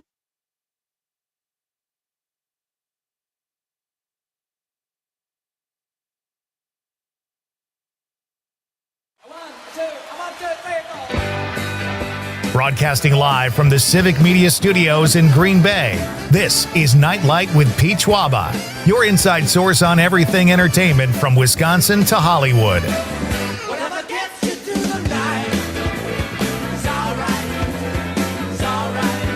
And now, a guy who travels so he can pretend he's on the lam, Pete Schwaba. All right. Welcome back. We are... It is time for Act 3, folks. This has been a really fun night. As I mentioned earlier, this is our last live show until after Christmas. We'll be back next Monday night, live Monday night and Tuesday, and then taking another short break over the New Year holidays. So we got to make this last hour count. Con, are you ready? You stretched out? What was that? Are you still here? Are you still with me? Are Yes. you already on vacation an hour, or you can't make it another hour? I had a mind fog there. Well, I'm glad you're back. So we've got, this is exciting. It's been a good show. If you missed the first couple hours, as I mentioned before, always available at civicmedia.us and cataloged in podcast form. We talked to, in hour number 1 tonight, this has been just, the whole night has been a blast. So we had hour number 1, we had 7,000 Apart here in the studio. They are kind of regulars on the show, a great musical duo, husband and wife team. They performed a new song they will drop January 7th. That was fun. Ellen Burling joined us in hour number 2 to tell us all about Lake Geneva Cruises and their Santa Cruise, which you can still do, I believe, through, I think she said through the first of the year. And then Ben Reiser joined us before the break to talk movies. I cannot believe what a fan he is of the movie One Battle After Another. And I am too. But I have not seen it nearly as much as Ben. So we caught up with Ben. And coming up in this hour, in just a few minutes after the next break, Steve March Torme will be here. A band leader, musician, singer, songwriter. He's done it all in the music industry. And he is going to perform a classic here, a cappella, that another very famous family member of his wrote. We will give you more information when Steve is here in the studio. That will be fun. So we've got music bookending the show. I talked about how I brushed my teeth with a hair on my toothbrush. Yes. But I surmised that it was my own hair, and I was in a hurry, so I couldn't get it out, so I just went with it. It had to have been mine. Nobody broke into my downstairs bathroom and left a hair on my toothbrush. Although that would be pretty diabolical. So, if someone was, so inclined. Let's just say I was out of the house last night. Yeah, you don't live anywhere near me. I took over there at Geriatric Central, getting your heat turned up by the downstairs neighbor. I took a sleigh ride last night. Did you? All the way to Marinette. So I could put some hair on your ride with toothbrush. Santa. There you go. I don't know any idea what I did with all my notes. All right. So that's all fun. And then the last hour, folks, we've got more live music in the studio. And a really, I'm so excited to have Steve on the show. I've been wanting to have him on the show for well over a year, but he's a very busy guy touring with his band and doing all sorts of stuff. And I just found out he's a huge Packer fan. So he and Conrad can commiserate over what happened last weekend if it comes up. But either way, Steve will be here in person. Our question of the night, Con, I think we just need to reintroduce it. Let's do it. Nightlight question of the night. Here it comes. Let's talk about the question. Okay, question. Question. Question. Pregunta. Question. Question. Hey, I have a question. Questions? This question. Domanda. Question. Question. Questions. What is your favorite part, or what is your favorite pre-Christmas activity? Or Hanukkah, Kwanzaa, Festivus, whatever you celebrate. What is your favorite pre-holiday activity? I said putting up the tree. I like to do that after Thanksgiving when the kids are home. Put the lights in there, argue with my wife a little bit. It's all part of the action. I like Christmas movies when the kids are home, and Christmas music until about 3 days ago. I've officially become sick of Christmas music. What did you say again? Well, grabbing a cup of Joe. Cup of Joe. Watching some Christmas films. And your favorite is Christmas Vacation. That is very true. I would say we haven't talked very much about Christmas Vacation other than those 2 days last week when we had some pushback on whether or not it was a good movie from Boris Hamilton. That just grinded my gears over here. I didn't really totally disagree with them. I still like it. I feel like it's comfort food. Exactly. I always watch every year because the same laughs that happen, I still laugh at them. Yeah, same. It's not Citizen Kane either. I'm not expecting that. But like Ben said, Chevy Chase was supposed to play Tim Allen's character in the Santa Claus. Mm-hmm. I might have liked that a little better. Honestly, I think that would have been pretty good. Yeah. And what was the other one he said that Chevy Chase was supposed to Toy Story. Be? Toy Story. I disagree with. I don't see him as Buzz. Or no, not Buzz. Not Buzz. Woody. No. Tom Hanks was always going to play Woody. That's a Playtone film, I believe. So you're right. It has to have been Buzz that Chevy Chase would have played instead of Tim Allen again. And he probably would have been good, but I actually think Tim Allen works really well in the Buzz character there. Could fly around this room with my eyes closed. That was my Buzz Lightyear impression. That was great. So our question of the night, let us know, folks, what is your favorite pre-holiday activity? What do you like in the build-up? What do you like to do? What gets you excited about the holiday? Because it is 2 days away, really. And tomorrow is Christmas Eve, so very exciting stuff. And we are here for you. Susan from McFarland in the 608 says, hey, Pete and Conrad with a K. Oh, that was nice. Thank you. Don't get many shout-outs like that. Just want to thank you for putting on a great show every night, and I hope that you have a wonderful holiday season with your families. Well, thank you, Susan. Very nice to hear. Yeah. My favorite part of Christmas is purchasing gifts for other people and watching them open the gifts. Also, Pete, if you want a good show, it's called This is Christmas, and it's on Prime. It's really nice. It's a really nice show, and I think you'll enjoy it. Thank you, Susan. I wish more people would share what they're watching, because I ask guests that, like, what are you binge watching? But it's always nice to hear people just offer up show suggestions, because I am always looking for stuff to watch. So thank you very much, Susan. Brett from Brown Deer wanted to specify 920 is my old area code I've had for 15 years. I drove down to Illinois 1 hour from my house. I still have an 818 area code. So I get it, Brett. Your phone number is like a Social Security number. You can't give it up, because then people won't be able to find you down the road. I did change my number like 2 years ago now. Really? Yeah. I remember that, actually, because I think I still have your old number programmed in my phone. Yeah, and you're like, who's this guy? He's texting me. Conrad's party line, right? Carla from the 810. I don't even know where that is. Is that Pennsylvania, maybe? But she lives in Madison now, so that works. Carla says, my husband and I put on our PJs and get hot chocolate and drive around and look at Christmas lights and sometimes go through... Did I already read this? No, I did not. And go through the Olin Park Christmas. Oh, that was because we had another texter that said they drove through Olin Park in Madison. That must be the place in Madison for Christmas lights. Carla continues, as for a movie for you to watch, my new favorite is Noel. I don't know that movie, and I appreciate that. Thank you. Another awesome suggestion. That movie I actually seen. It's on Disney Plus, I believe, and it's with Bill Hader and Anna Kendrick. It's actually it's a funny film. Oh, very cool. Thank you for the suggestion. Much appreciated. Rin from Madison says, writing notes in Christmas cards while enjoying an Irish coffee or nice red wine. Sounds like as long as there's alcohol involved, Rin is all over it. And you could get carried away writing a letter when you're under the influence, let me just say. Thank you, Ren. John from the 608 says, hi, Peter and Conrad. Happy holidays to you and yours. Thank you, John. On Christmas Eve, my 25-year-old daughter, Mom, and I will eat a nice dinner, open one gift of our choosing, turn on It's a Wonderful Life, and lounge and talk. That sounds fantastic. He says, then we play Scrabble. My daughter always wins. She's an English major, writer, editor, and she shows it off at the game. The thing that I secretly love the most about the game is the Gen Z blank 20-mile stare I get from Shannon when I walk the board into the room and announce game on. Do you know this look, Peter? Yes, I do, John, because I was recently made aware of this. It's called the Gen Z stare. And it's when you're talking to a person in your generation. You're Gen Z, right, Con? I think so. I don't really get this from you because you're at work when you're here, but sometimes they just stare at you like they don't have any like they don't know what you're saying. So I'm doing that all the time when you're talking. You do, but that's because of limited intelligence. I'm kidding, of course. So I totally get that, John. I think that's hilarious. And I was an English major, too. I'm sure your daughter is much brighter than me because I don't win at Scrabble. So, but have a good time. That's a great text. Kurt from Madison says, OMG, you would never survive boot camp. Well, that's true, but what is he referring to, Conrad? He was referring to the hair. We were talking about, we went, like, with the food. Oh, the hair on my toothbrush. But the burger. The hair on the burger. You would eat around the pizza. Yeah. And I went back again. So you would survive boot camp. So what is he saying? Boot camp is just like they just throw bodily particles in your food? Maybe. Okay.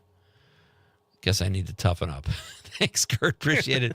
Steve from Florida says, one pre-Christmas activity I used to love and miss when the boys were young was going Little Debbie Snacks Christmas shopping. I would line from their rooms to the Christmas tree, Little Debbie treats to set up the enthusiasm for one day. Is that true, Con? It's true. That's a great memory. That's why I really don't eat Little Debbie's anymore. Just got sick of them. I had too many. You had to eat your way to the Christmas tree. Thank you, Steve. Ross from Crawford County in the 608 says, free Christmas activities used to be rewatching Peanuts' Christmas Story or It's a Wonderful Life, but now I like watching Christmas movies that I've never seen before. I'm kind of with you, Ross, because I've got a lot I need to see. He says this year was Christmas Holiday, 1944, directed by Robert Siodmak. I don't know who that is, starring Gene Kelly and Deanna Durbin. Awesome text. Thank you, Ross. And then Steve from Florida. Oh, we already read that one. Bridget says, Bridget's in the 818 also. She says, I like thinking of gifts and watching holiday movies. And my favorite is listening to Christmas songs. 3 exclamation points, Conrad. She means business. Yeah. Conrad's mom says making gingerbread cookies while listening to Christmas music. Boy, that's a great There's some good gingerbread cookies. Outstanding stuff. One final text for now, then we're caught up. Mark says, I've been binging on Christmas movies, have a number on DVD and Blu-ray, several versions of A Christmas Carol. Alistair Sim version is one of the best. The original Miracle on 34th Street in black and white is the best version. Awesome stuff, you guys. Keep those texts coming. What is your favorite pre-Christmas activity? Dave on the stream also wished us a happy Festivus. Do we have time to play the Festivus clip? We got a jam. I think we can do it. Yeah, we can do it. Let's get in as much as we can. Happy Festivus, everybody. This comes to us from Civic Media's Savannah Tomei Olson, a great nugget about Festivus. For fans of the show About Nothing, December 23rd is a holiday, and the ultimate thing to have is the poll. A Festivus for the rest of us! In 1997, an episode of Seinfeld aired that sparked traditions still celebrated decades later. It's made from aluminum. Very high strength to weight ratio.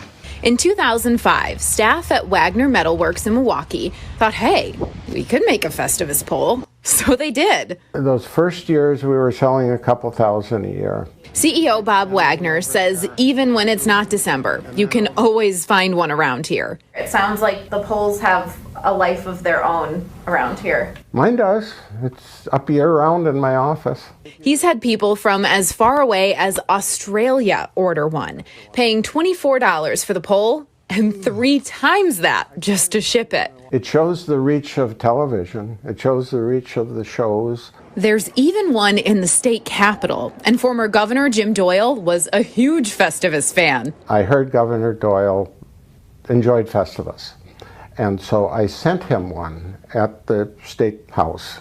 Because it was a gift, he couldn't take it with him.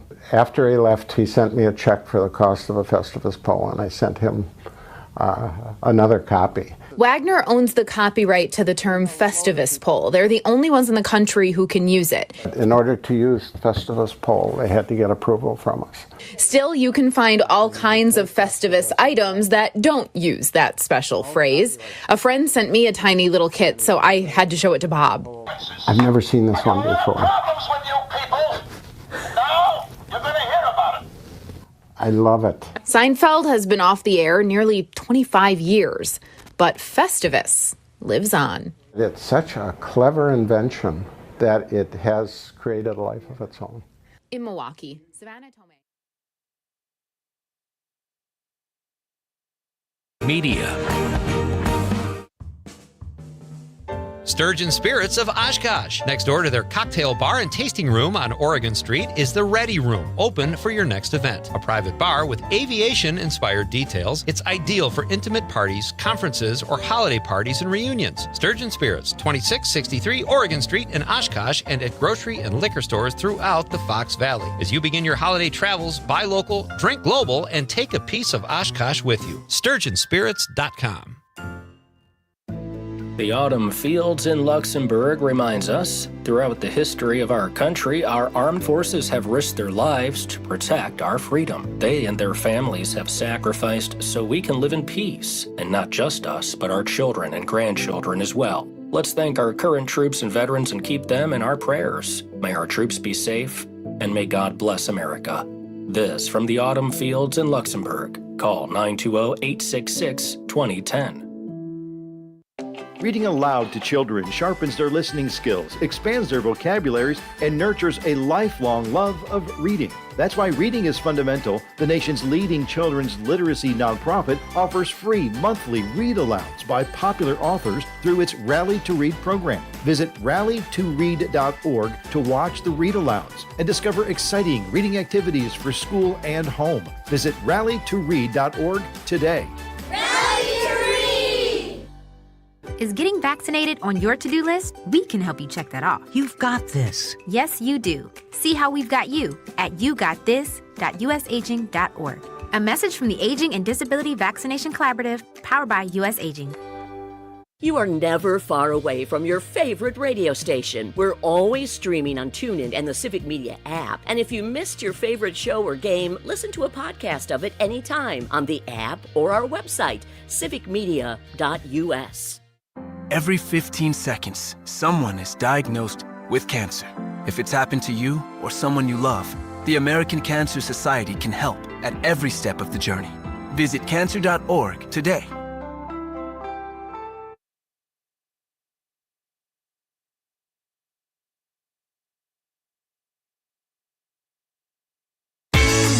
Hey, this is John Legend, and you're listening to Nightlight with Pete Schwaba.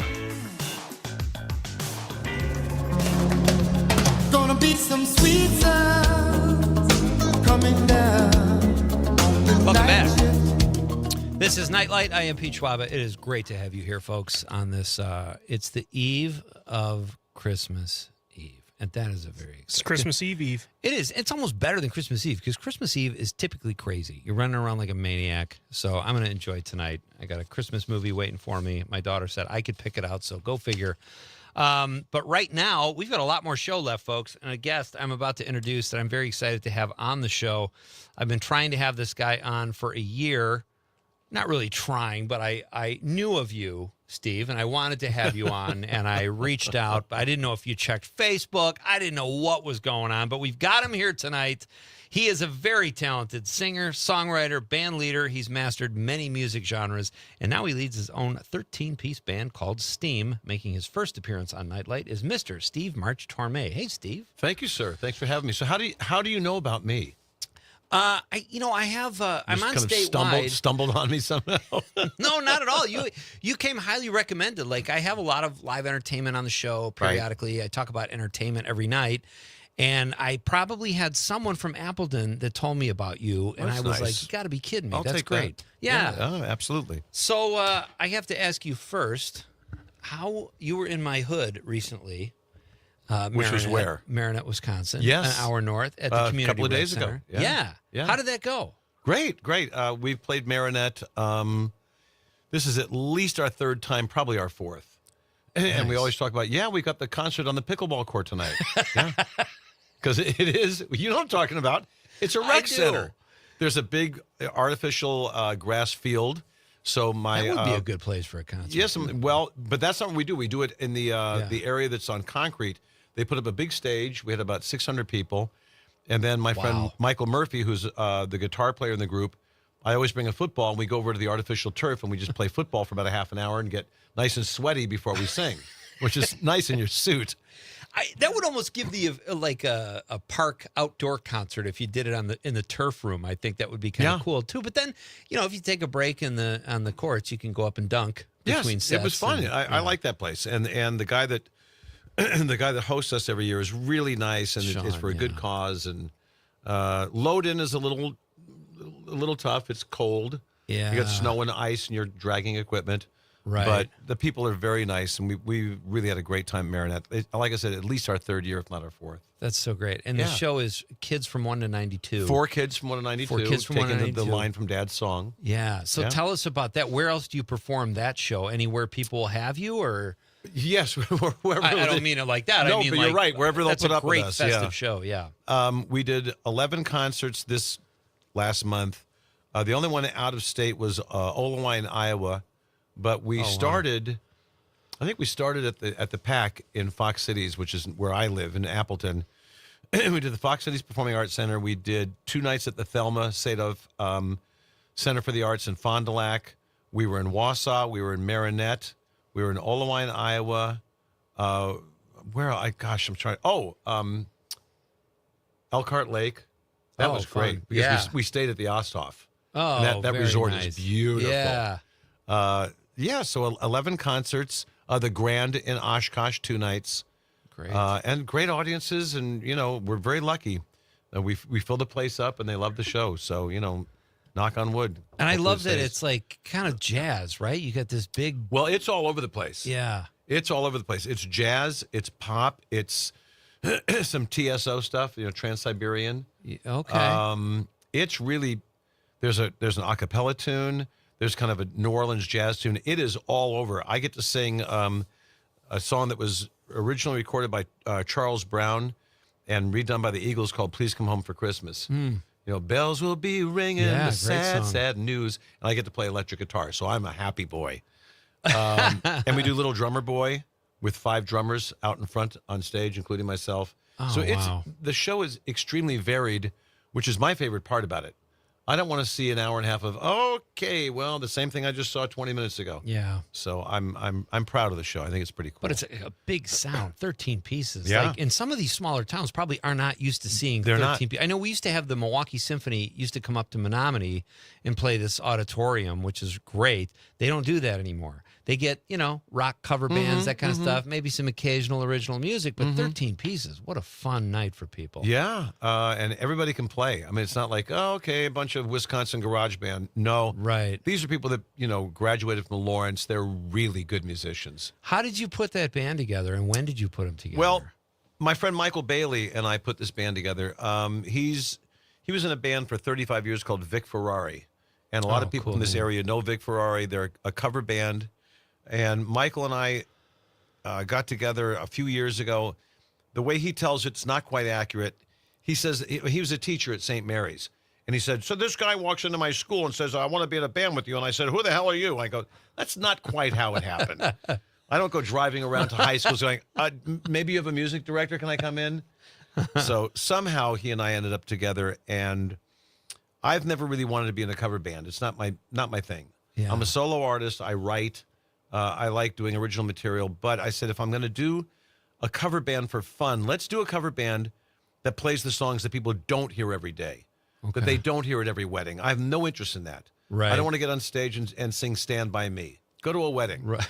So we do stuff that people hear and go, oh my gosh, I love that song. I haven't heard that in years, like Lonely Boy by Andrew Gold. Oh, nice. Oh, it's a cool tune. Great song. Oh, I don't know that song. Yeah, and they go, I know that song. How Can I Be Sure by the Rascals. Nice. Again, I'm not going to do Groovin' because we've all heard it. So the whole idea is to do songs that I know we can sing, that I know we can harmonize on, and people will go, wow, that's cool. We didn't expect that. That was the whole idea.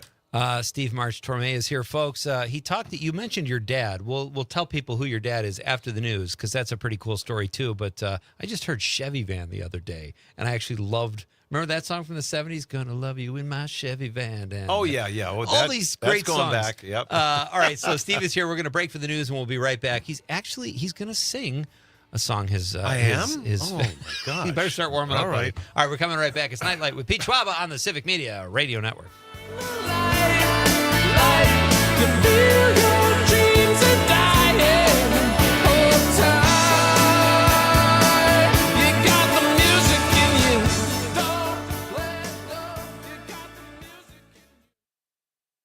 From Hobart to Bay Settlement, 97.9 WGBW.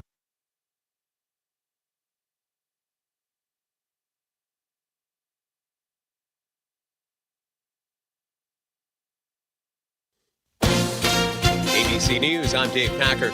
Emergency crews on the scene after an explosion and fire at a Pennsylvania nursing home that's left at least 2 people dead. Officials responding to the Silver Lake nursing home this afternoon in Bristol Township. Multiple reports of people trapped. Governor Josh Shapiro. We believe preliminarily that it was a gas leak that led to that. The explosion was really quite catastrophic. Dangerous weather threat on the West Coast. 40 million people in California on alert for potentially catastrophic flooding. The Supreme Court today, in a 6-3 decision, refusing to allow President Trump's bid to deploy National Guard troops in the Chicago area. The mother of a missing 9-year-old girl has been arrested for first-degree murder in California. The Santa Barbara County Sheriff says Melody Buzzard's body was found in early December in Utah, and that there's a significant amount of evidence to indicate that she was murdered by her mother, Ashley Buzzard. This is ABC News.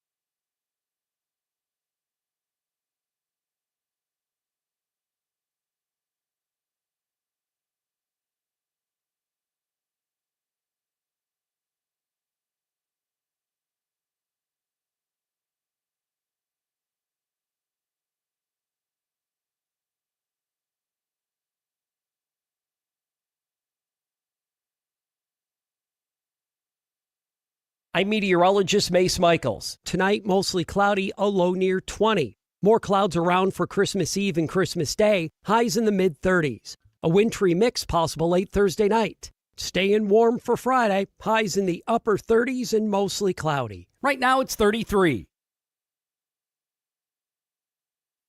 When a warrior faces adversity, he fights through it.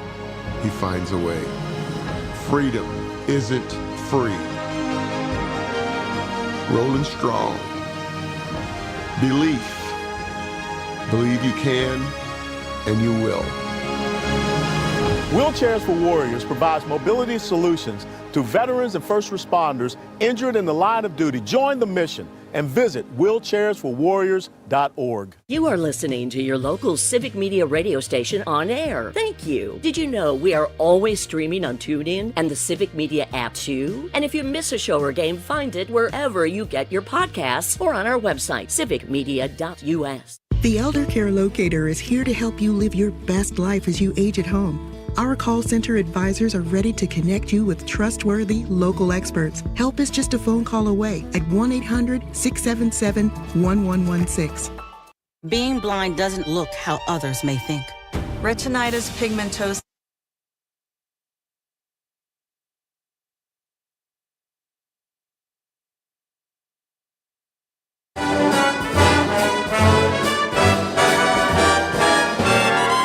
Oh, the weather outside is frightful, but the fire is so delightful. Since back. we've no place to go. All right, we are jamming through a Tuesday night edition of Night Light, broadcasting live statewide from beautiful downtown Green Bay. What could be better, folks? Christmas is right around the corner, and we're talking about the things in life that make us happy. Movies, TV, comedy, music, and all the fun stuff happening in Wisconsin this time of year. Joining me. And the food that we're going to eat over the holidays, which we shouldn't. What are you going to eat, Steve? More stuff than I should. Yeah, same. Yeah. And same old, mac and cheese, turkey, desserts. Ugh, yeah. That is the voice of Steve March Torme, who joins me here in the studio. He is a crooner, a master of many genres. He is one of the leaders of the band Steam, and they play all over Wisconsin, and they will go to Iowa, right? You went to Iowa? Yeah, we were in Olewine, Iowa, which is not far from the Field of Dreams. Oh, nice. Yeah, when we went last year, I checked it out. Now, of course, in winter, the Field of Dreams isn't quite as alluring. It's covered in snow. Hockey rink of dreams, yeah. Yeah.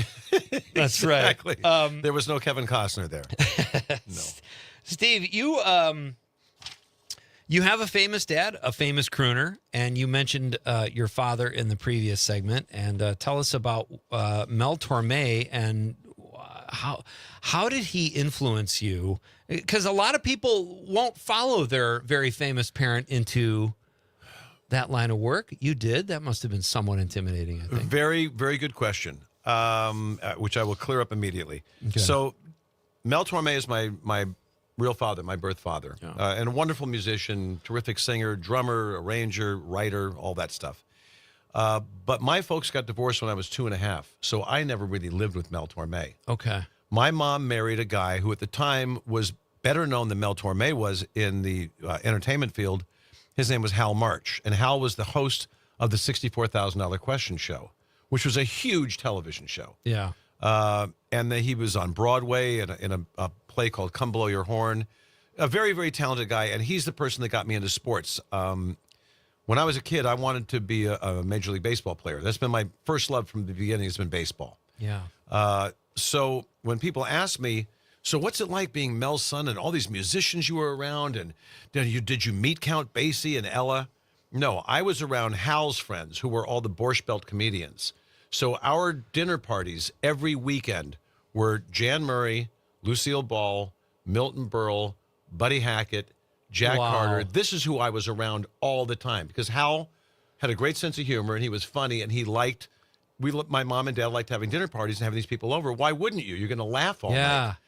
So being a little kid, I had to be in bed by 9 o'clock, and I'm in my bedroom. I'm, 11 years old, and I'm going and listening to the door. And after dinner, they would all go in the living room and start, drinking some Chivas. Yeah. And they'd all start competing with each other. And it just got dirtier and dirtier. Buddy Hackett saying, so these two Jews walk into a bar. And I'm hearing my mom laughing. And that was my childhood, which doesn't mean I wasn't influenced by my real dad. I'm thankful that I think I have some of his genes and hopefully a good ear. Yeah. But I was really not influenced by him, but I'm thankful that I had a great stepfather and a great dad. Yeah. I got lucky. And you have both their names. Yes, that's why why it's Steve March Torme. I wanted to honor both of them. I was Steve March for a long time. I said, people are going to know that Mel Torme is my dad, and I should get this legally changed. So I did.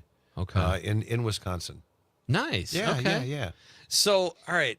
I'm wondering if what's a better segue? Asking you how you ended up in Wisconsin. A kid ask born that in now. Manhattan. Yeah.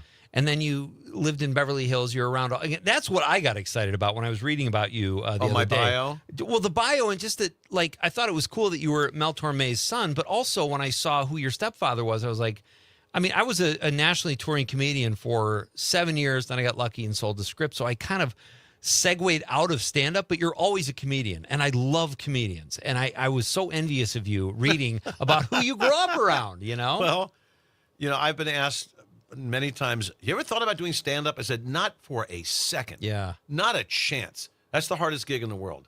Okay. Because you could be the worst singer in the world. And when you finish a song, people will applaud just like, oh, at least the song's over. They'll applaud. But if you're not funny, you don't get laughs. Yeah. I mean, if you tell a joke and it's not funny, people don't go, oh gosh, that's funny. Right. They'll just sit there in silence. No one fakes a Because laugh. we've all seen comedians bomb. Yeah. And it's brutal. I mean, that's flop sweat. If it's No a friend thanks. of yours, it's pretty funny though, watching him bomb. So, all right, so that's exciting. But let's talk about How I got here? Well, yeah, you live in Appleton with this bi-coastal upbringing. Yep. How did you end up in Wisconsin? I was born in Manhattan in Doctor's Hospital, which is long gone. My mom and dad, Mel, and my mom, Candy, got divorced when I was 2.5. And she married the love of her life, really, in Hal March. And we moved to Westchester County, and that was really my upbringing. That's when I became a baseball nut, because the Yankees were my team. Yeah. And it was those Yankees team. It was the great Yankees teams. And there's a whole nother story with that, with myself and Tony Kubek. But we probably don't have time. But we'll see. Okay. So anyway, we lived in Westchester County. One day, my mom and dad announced, what do you think about this? We're moving to Beverly Hills. I went, what? I just got Patsy Bloom to notice me, the girl that was in our dance thing. Yeah. She noticed me finally. They said, well, we're moving to Beverly Hills. I said, but I hear all the kids there are snobby and they have Stingray bikes. I don't want to move there. I didn't have a lot of pull in this. Not at that age. So we had 5. I've got 4 brothers and sisters that were one full Torme, my sister Melissa, and my mom and Hal had 3 other kids that were Marches. So the 5 of us moved out to Los Angeles, to Beverly Hills. And the first guy I met, there was a knock at our door. We'd been there about, I don't know, a week. And there's a knock at our door, and we open it. My dad said, well, you're the man of the house. Open the door. I was 12. And I opened the door, and there's this kind of chubby, good-looking kid, my age, obviously. And I said, hi. He goes, hi, I'm Desi. I said, oh, I'm Steve. And Desi Arnaz Jr. became the first person that I met. Wow. Because Lucy lived a block up the street. And next to Lucy lived Jack Benny. And next to Jack Benny lived Jimmy Stewart. This was the block we were on. Yeah. It's like, and so when people ask me, what's it like? Well, to me, it was just normal because I didn't think about it. I'm just kind of growing up there. I went to school with those guys, with Dean Martin Jr., Dino, Lorraine Newman from Saturday Night Live was in my class. What's her name? I'm going too fast. From Star Wars. Princess Leia. Yes. Come Fisher. on. Carrie Fisher. Yeah, Carrie Fisher was in my class. So these were the kids that went to Beverly Hills High School. And again, I didn't really think about it. We just kind of went there. And I got lucky because my stepfather was not a disciplinarian, but he was a really good dad. And there was no way he was going to let me go off the rails. Not a chance. Wow, nice. So, these kids were driving expensive, exotic cars. And he said, you're not doing that. You want to buy a car? You go to work and earn it. So I'm thankful for that, because I could have spiraled out quickly, and I didn't. So thanks to my stepdad for that. Steve March Torme is my guest here in the Nightlight studio for the first time, and we're talking about his upbringing and some of his music and all the famous people he grew up around. Carrie Fisher, actually, when we lived in Valley Village, she lived across the street from us. I thought that was like the coolest Valley thing. Village in L.A.? In L.A., yeah. In the Valley? In the Valley. She lived I know in... Valley Villages. Yeah. Of course Oh, I it's do. everybody, a ton of people. It's not Beverly Hills, but we had it's at the on the grocery other side store. of the hill. Yeah. Oh, yeah. And I was like, we found that out like the first week we moved there. It's like, wow, what? That's like the coolest thing ever. I never Barry saw White her, lived but in Valley Village. Probably didn't know that. Barry White? Yeah, he had a house there. Wow. Well, it's so funny because that's like blue collar LA. And the Right. houses by the time we left were million. Oh, sure. 3-bedroom and a bath and a half was Yeah. 1.5 million. Well, But, when I moved out to Wisconsin, to Appleton, I mean, the going joke was in West LA was, well, what do you want for 1.5? Yeah, and we know I'm telling the truth here. A fixer, yeah. Absolutely. We'll have to demolish the kitchen. 1.5, I'm sorry. I hope you're handy. The prices are astronomical. Ridiculous. Yep. Occasionally for a while, my wife would talk about going back. I'm like, you can't. Once you You're leave priced that out. money, You're can't priced really. out. Yeah, it's hard to go back unless Where you are you sell gonna live? something or whatever. Exactly. You're going to live in a really crummy part of the valley for about $650,000. Right. In a house Exactly. you're You're gonna- right. I don't wanna live Pacoima. here. Yeah. Thank you. So how do you like Appleton? It's very different from either coast. Very much so. Yeah. When we first moved out, my wife's family, her mom and dad, live in Berlin. Okay. Now, Berlin, Wisconsin, which is about, 18, 19 minutes west of Oshkosh, is a town of 5,300.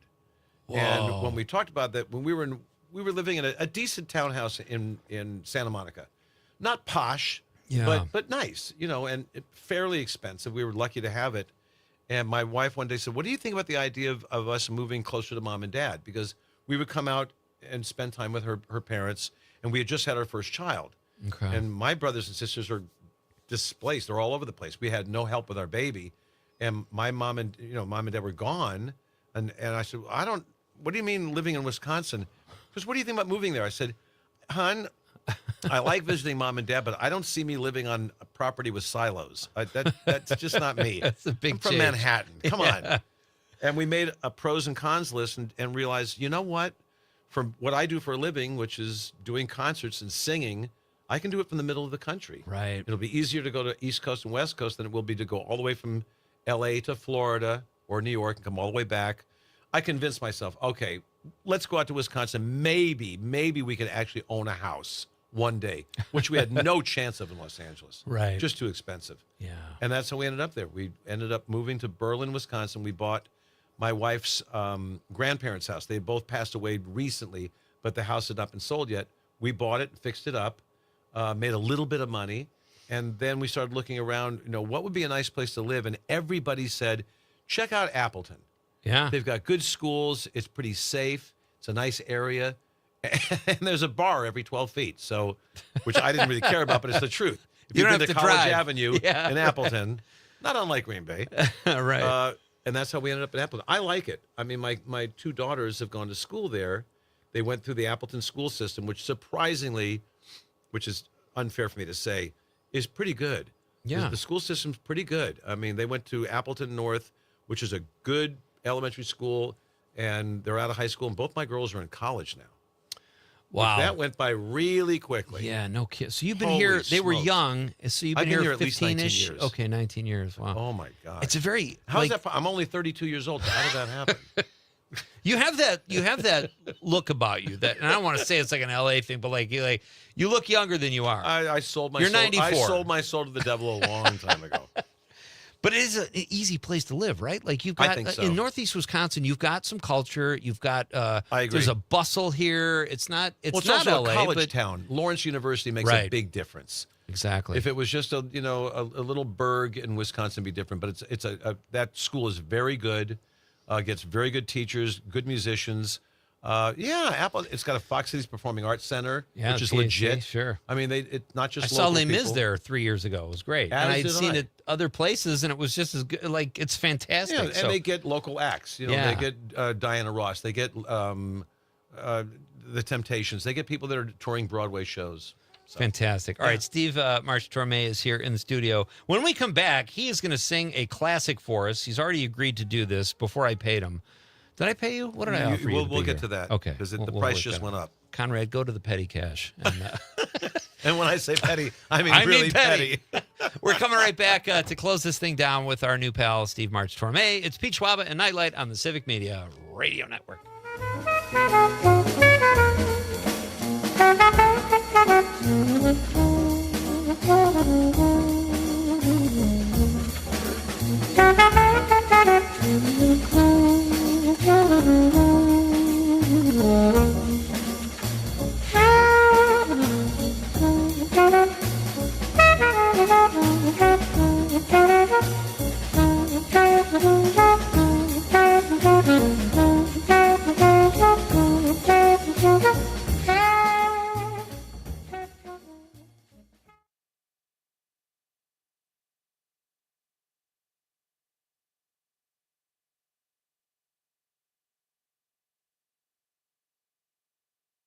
Appleton Cigar Company on College Avenue has been serving the community for over 25 years. If you are a cigar aficionado looking for a one-of-a-kind experience, you need to check out Appleton Cigar, which boasts the largest selection of cigars north of Milwaukee with over 706 cigars to choose from in a walk-in humidor. The Cigar Lounge offers an impressive variety of spirits and cocktails that pair perfectly with a premium cigar. For the full experience, come to Appleton Cigar at 415 College Ave, Monday through Saturday, 11:30 a.m. to 10:30 p.m. For more information, go to appletoncigar.com. I'm Ed Evans, CEO of Consumer Cellular. Ever wonder why Big Wireless wants you on an unlimited plan? They probably want you to cover the cost of those 20-somethings using all that data every month. But most people 50 and up like me only use 12 gigs or less. Don't get bamboozled by Big Wireless. Switch to Consumer Cellular. Our plans start at just $20, and we use the same towers as the big guys. Join the millions who choose something better, because if you're not using all that data, you're probably getting used. Call 1-888-FREEDOM or visit consumercellular.com/facts. Plans include $5 credit for auto pay and e-billing. See site for additional facts.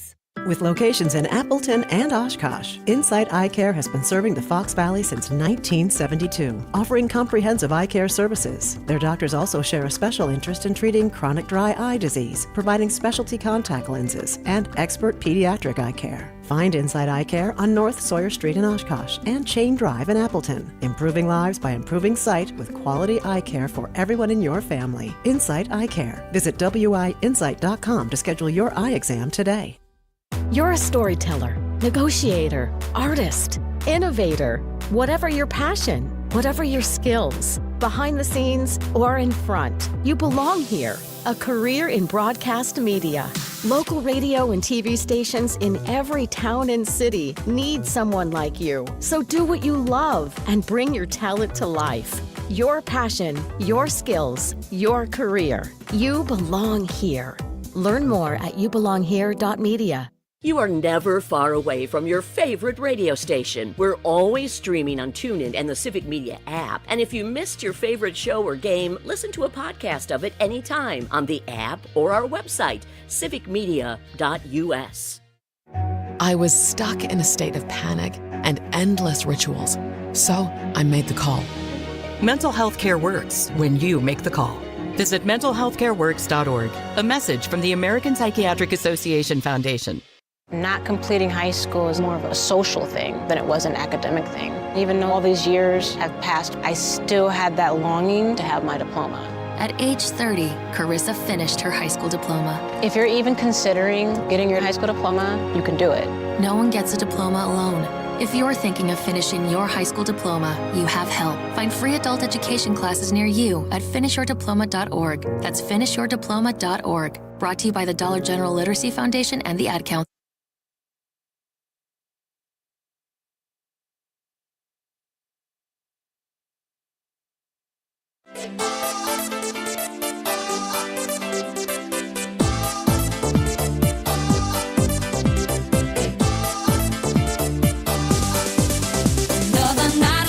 Welcome back. I'm Pete Schwaba. This is Nightlight. We are in the home stretch here, folks, on our last live show of the week. But for the rest of the week, you'll have the soothing voice of Lou Regani, and he is going to be playing the Christmas music of the stars to fill your holiday coffers for the next 3 days. It's going to be a lot of fun. We'll be back live next Monday.